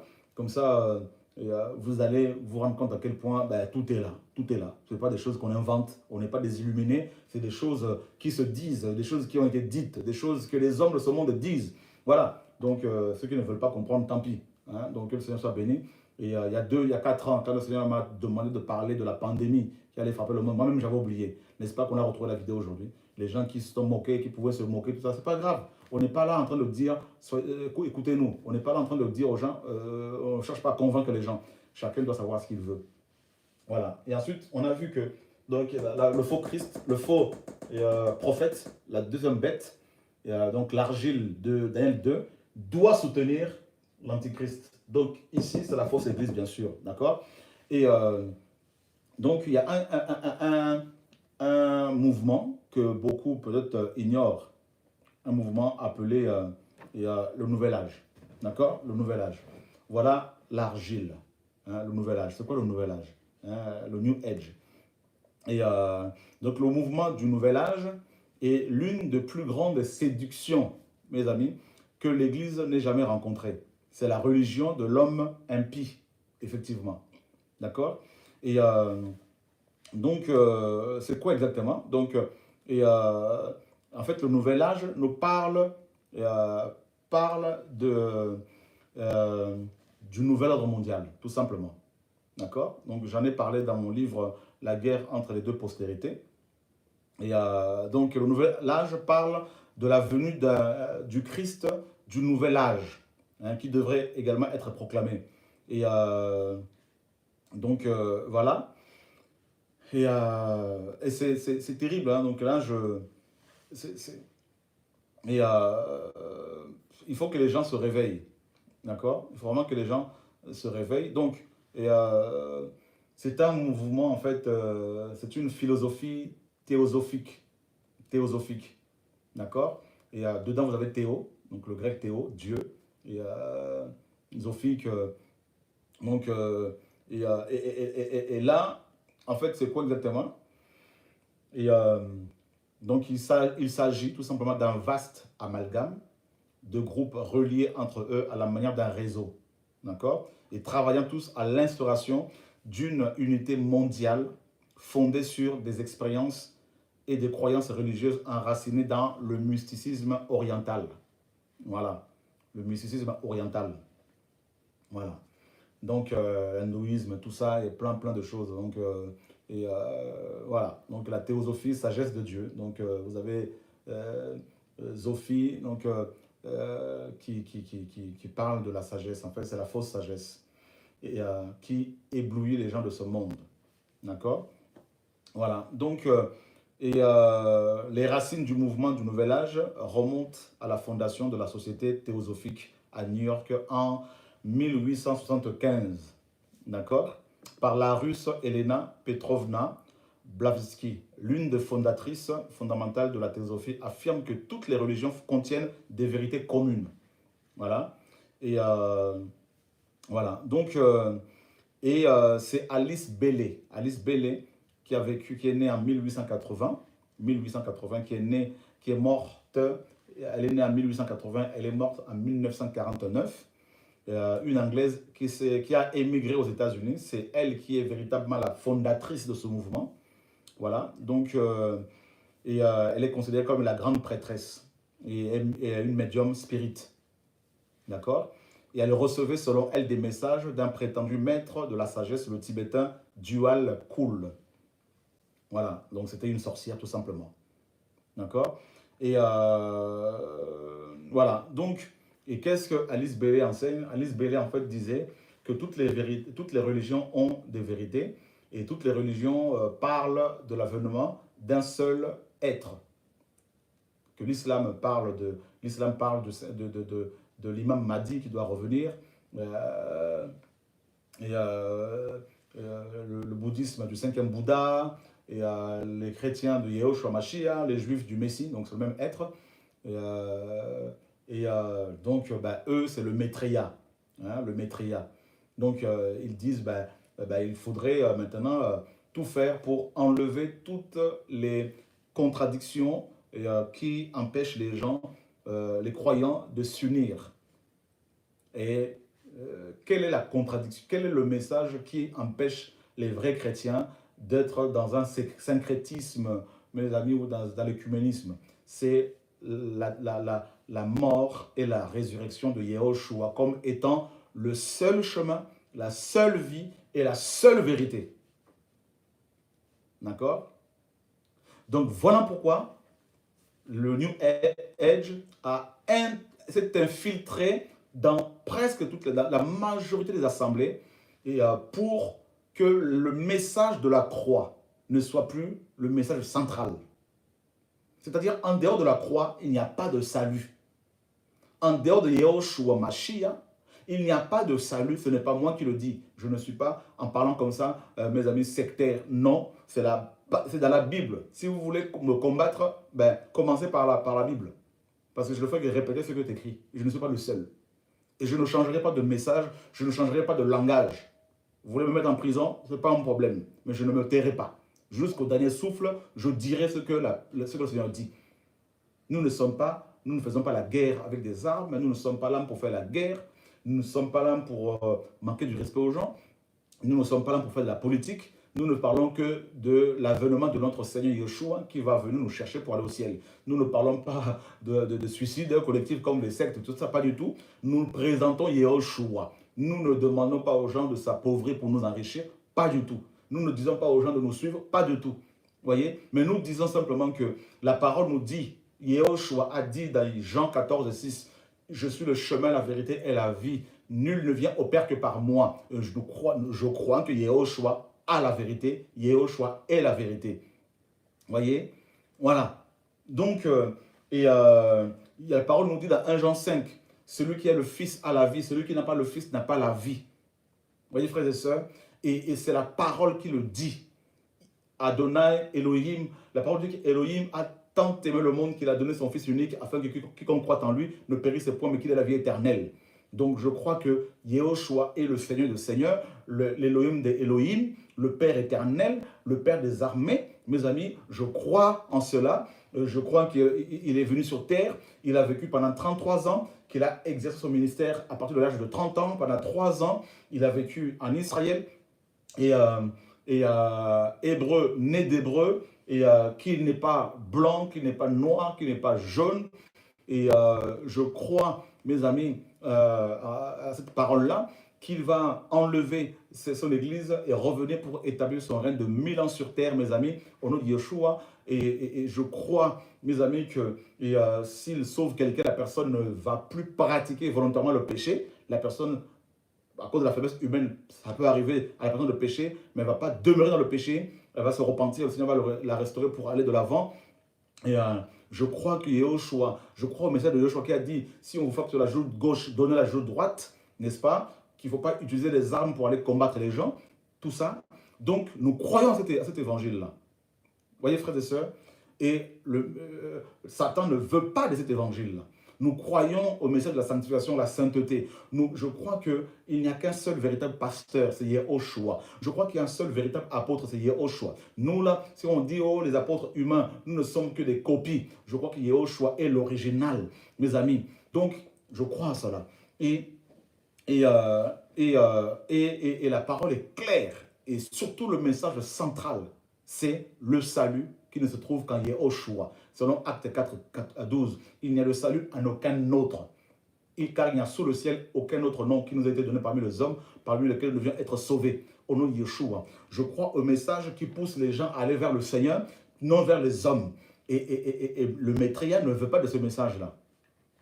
Alors, l'Antichrist, via le New Age, a infiltré les assemblées pour les amener à mettre en place, justement, en fait, pour les amener, pour pousser les prédicateurs à ne plus parler de la croix, de la sanctification, de l'enfer, du retour du Seigneur, mais plutôt à parler de l'argent, l'argent, l'argent. Voilà le langage monétaire qu'ils ont, la marque de la bête. Et à travers le New Age, Satan a réussi à enlever de la bouche de beaucoup de prédicateurs l'enseignement sur la croix, basé sur la croix. Vous voyez? Sur Yehoshua seulement. Donc, du coup, il les a amenés petit à petit à l'écuménisme et plus loin encore au syncrétisme, c'est-à-dire l'amalgame, le mélange de toutes les religions. Voilà. Et donc, du coup, c'est la compromission et ça fait un bloc, une corruption terrible. Et ça a donné en fait la femme d'Apocalypse 17. C'est l'église apostate, l'église de Laodicée, l'église, la super église, l'église émergente, vous voyez, et où l'être humain est au centre, où l'être humain est glorifié, où l'être humain est magnifié, où l'être humain a pris la place du Créateur, où l'être humain devient le père spirituel de tous les chrétiens, où l'être humain devient le pape, et voilà. Donc, comment le New Age va procéder pour toucher les gens? Donc, il commence d'abord par faire retirer de la bouche des gens l'enseignement sur la croix, sur la sanctification, basé sur Yehoshua, Et il les a amenés à parler de l'être humain, l'homme, l'homme, l'homme, l'homme. Voilà. Ensuite, il y a, il y a, il y a aussi plein d'autres choses en fait. Donc, pour parvenir à la domination du monde, un grand nombre d'objectifs intermédiaires ont été définis sur le plan politique, économique et social. Donc un système universel de cartes de crédit, ça c'est depuis des années déjà. Un central mondial de distribution alimentaire qui contrôlera tout l'approvisionnement de l'humanité en produits alimentaires. Donc une centrale mondiale, pardon. Donc premièrement, donc il y a plusieurs objectifs. Hein. Premièrement, un système universel de cartes de crédit. Deuxièmement, une centrale mondiale de distribution alimentaire qui va contrôler tout l'approvisionnement de l'humanité en produits alimentaires. Voilà. Et ensuite, un système fiscal mondial unique, un service militaire obligatoire au niveau mondial, l'édification d'un système économique mondial, le remplacement de la propriété privée par un système de direction mondiale pour tout ce qui concerne le crédit, les transports et la production de biens de grande consommation, l'acceptation de la nécessité de soumettre à un contrôle mondial certains produits biologiques tels que la croissance de la population et la santé. Donc on va de plus en plus parler de la croissance, qu'il faut limiter la croissance. D'ailleurs, Bill Gates en parle, tout ça, le président Macron en parlait, d'autres en parlent. Hein. Donc voilà, que certaines populations font beaucoup d'enfants, comme les Africains, tout ça. Donc du coup, il faut les vacciner. Donc dedans, on peut mettre des produits bizarres pour les décimer. Voilà. Voilà. Donc, d'où les maladies comme Ebola, tout ça, pour éliminer des populations, tout ça, là, des maladies bizarres, tout ça, là, plein d'autres choses. Et voilà, et d'où aussi le contrôle qui va être effectué de plus en plus par rapport à la vaccination. Et l'arianisme, c'est-à-dire la domination des races occidentales associée à l'antisémitisme, comme cela fut le cas avec Hitler. Voilà, donc je vous ai dit qu'il y aura la montée du populisme de plus en plus dans les nations, et c'est le cas aujourd'hui. Il y a le recours à l'avortement et à l'insémination artificielle.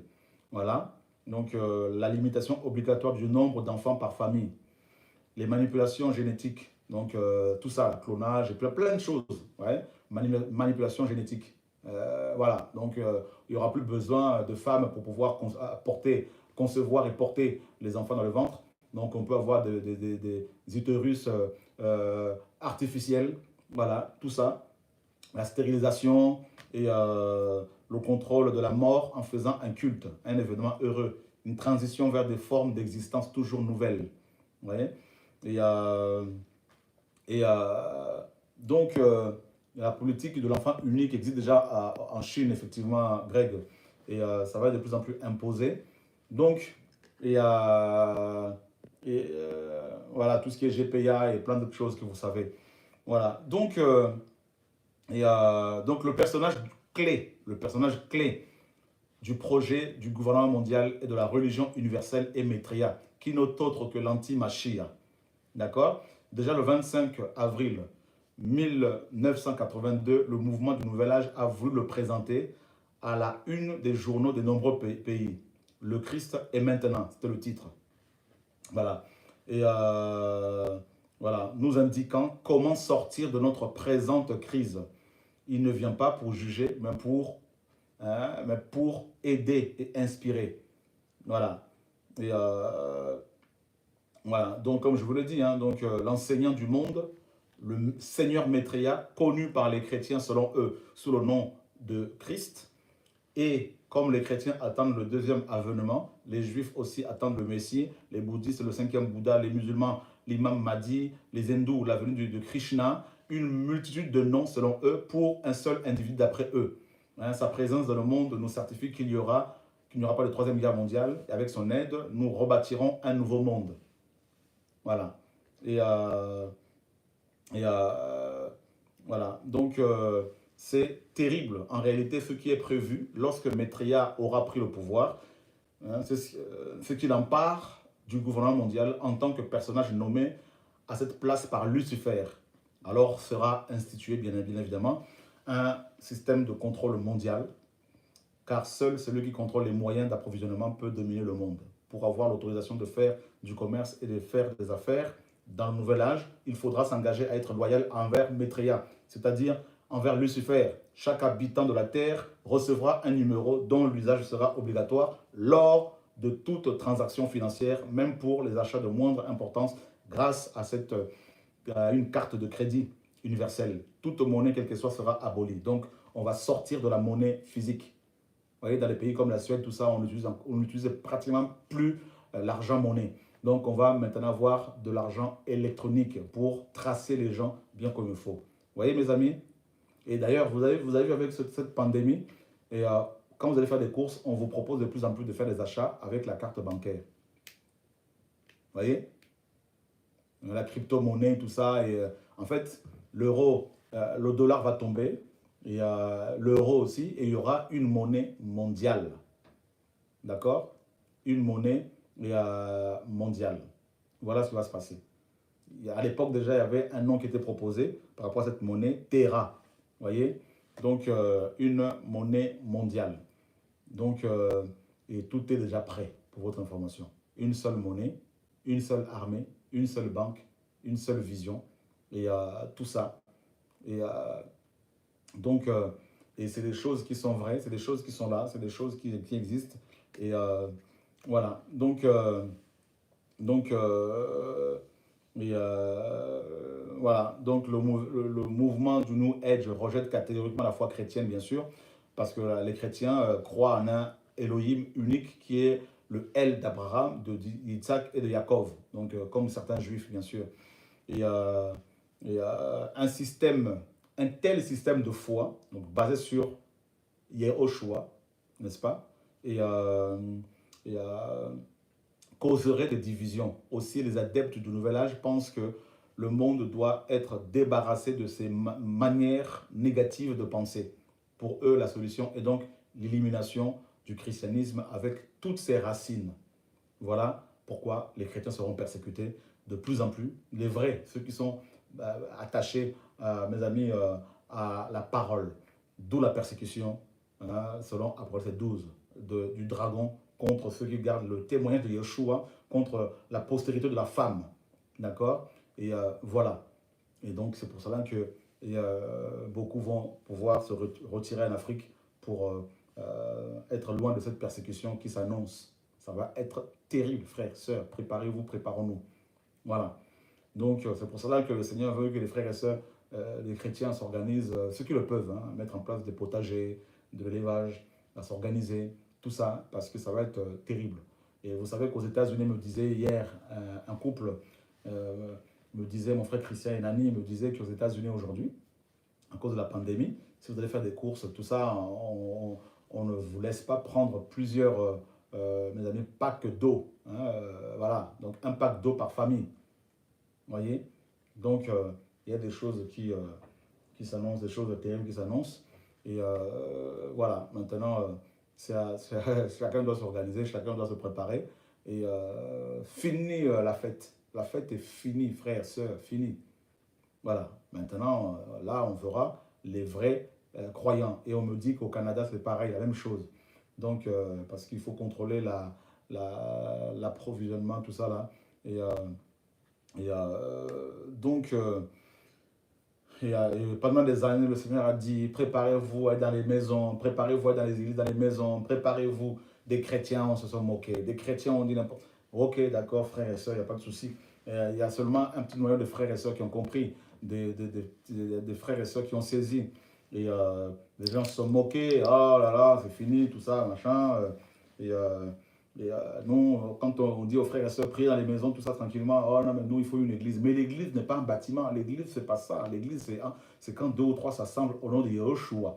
Et voilà, et des chrétiens qui disent, oui, mais est-ce que vous avez une église, c'est-à-dire un bâtiment? Est-ce que vous avez un pasteur? Et s'il n'y a pas d'église, de bâtiment, s'il n'y a pas un pasteur à la tête, eh bien, on ne va pas y aller. Mais qui vous dit que pour pouvoir prier, il faut absolument un pasteur, un apôtre, un prophète, ou moi, ou Shora? Non, c'est pas ça. Vous devez vous organiser. Moi aussi, je cherche à me sauver, frère. C'est clair, c'est le Seigneur qui nous sauve, mais chacun doit se battre d'abord pour son âme. Paul dit quoi à Timothée? Veille sur toi-même et sur la doctrine. 1 Timothée 4,16. Car en agissant ainsi, tu te sauveras toi-même et ceux qui t'écoutent. Donc, c'est d'abord toi-même qui dois te sauver avant de sauver les autres. Voyez? Donc, vous savez, quand Noah a prêché la parole aux gens de son époque et qui n'ont pas écouté, ben, il a préparé sa famille. C'est ce qu'il faut faire. Hmm. Donc, chacun doit se débrouiller. Vous ne devez pas chercher à savoir, mes frères, comment est-ce qu'on peut le joindre, tout ça pour poser des questions. Frères et sœurs, il faut que vous compreniez que parfois, quand vous avez des questions, là, priez, consultez la Bible, lisez, méditez, priez. Le Seigneur va vous orienter. Je ne dis pas de poser des questions, mais poser des questions, c'est mauvais. Mais ce que je veux vous dire, c'est que nous voulons vous rendre indépendants. Nous voulons que vous soyez dépendants du Seigneur et non de nous, et donc non de moi. Parce que moi-même, je me bats. Vous comprenez? Moi-même, je me bats. Je ne suis pas mieux que vous. Je ne suis pas plus fort que vous. Je ne suis pas plus sain que vous. Il faut vraiment qu'on sorte de cette mentalité-là. Oui, quand il y a des enseignements, on peut poser des questions. Mais il faut comprendre aussi que, mes amis, nous sommes dans une période où chacun doit développer sa relation avec le Seigneur, tout ça. Des questions, oui, on peut en avoir. Posez-les au Seigneur. Faites-lui confiance. Prenez la Bible, lisez-la, priez. Le Seigneur parle en songe, en vision. Il va vous parler. Il va vous parler. Vous voyez? C'est important. C'est important. Ouais. Donc, quand on a l'occasion comme ce soir, on peut poser des questions, pas de souci, tout ça. Mais comprenez que parfois, on n'a pas le temps. Et parce qu'on a plus le temps pour travailler, méditer, parce que et chacun s'organise. On s'organise parce qu'on est en train de prier le Père pour voir comment les choses vont, comment ça va se passer. Parce qu'on sait, selon la parole, comment ça va se passer. Et, mais simplement, il faut que chacun se prépare. Je vous dis que les temps sont compliqués, les temps sont durs. De toute façon, vous le voyez vous-même. Hein. Voilà. Donc, et, euh, le Seigneur travaille, le Seigneur prépare. Et Bill Gates avait déjà parlé il y a quelques années de cela, de cette pandémie, de ce virus, sans citer son nom. Donc, vous voyez bien que c'est des choses qui ont été annoncées, des choses dont la parole a annoncé, que des hommes ont annoncé, que le Seigneur a révélé. Maintenant, ceux qui doutent encore, ben, c'est leur problème. Il faut se préparer, il faut s'organiser. Voilà. Donc, que le Seigneur soit béni. Le nouvel ordre de siècle est là et chacun doit s'organiser. Frères, sœurs, je crois que le Seigneur vous a encouragé, vous a fortifié et la boucle est bouclée. D'accord? La boucle est bouclée. Et quand est-ce qu'il va revenir? Nous ne le savons pas. Mais nous savons que, selon la parole, au temps de ces rois, au temps où l'homme impie va mettre en place son projet, que le 5e royaume, celui de la pierre angulaire, va venir. Voilà. Alors, préparez-vous, préparez vos familles. Et au nom de Yeshua, priez pour les autorités. Et respectons les autorités. Priez pour ceux qui souffrent, ceux qui sont en première ligne. Et, vivez dans la paix, pas dans la panique. Soyez en paix. Le Seigneur nous donne la paix, la joie. Au nom de Yeshua, notre Maître. Qu'il vous garde, si le Seigneur le permet. C'est lui qui décide. On se reverra demain à 21h, heure de Paris, pour l'émission Le Chant du Coq. Voilà, mes amis, que le Seigneur soit glorifié. Alors, bonne continuation. À tantôt, comme disent nos bien-aimés belges. Père, garde-nous. Garde-nous dans ton amour. Garde-nous, Seigneur, Père, au nom de Yeshua. Garde-nous dans ta sagesse, dans la paix, dans l'assurance. Au nom de Yeshua. Donne, Seigneur, de la sagesse à certaines autorités qui te cherchent véritablement. Au nom de Yeshua, notre Maître, nous te prions, Père de gloire. Amen. Au revoir, frères. À demain. Bonne nuit.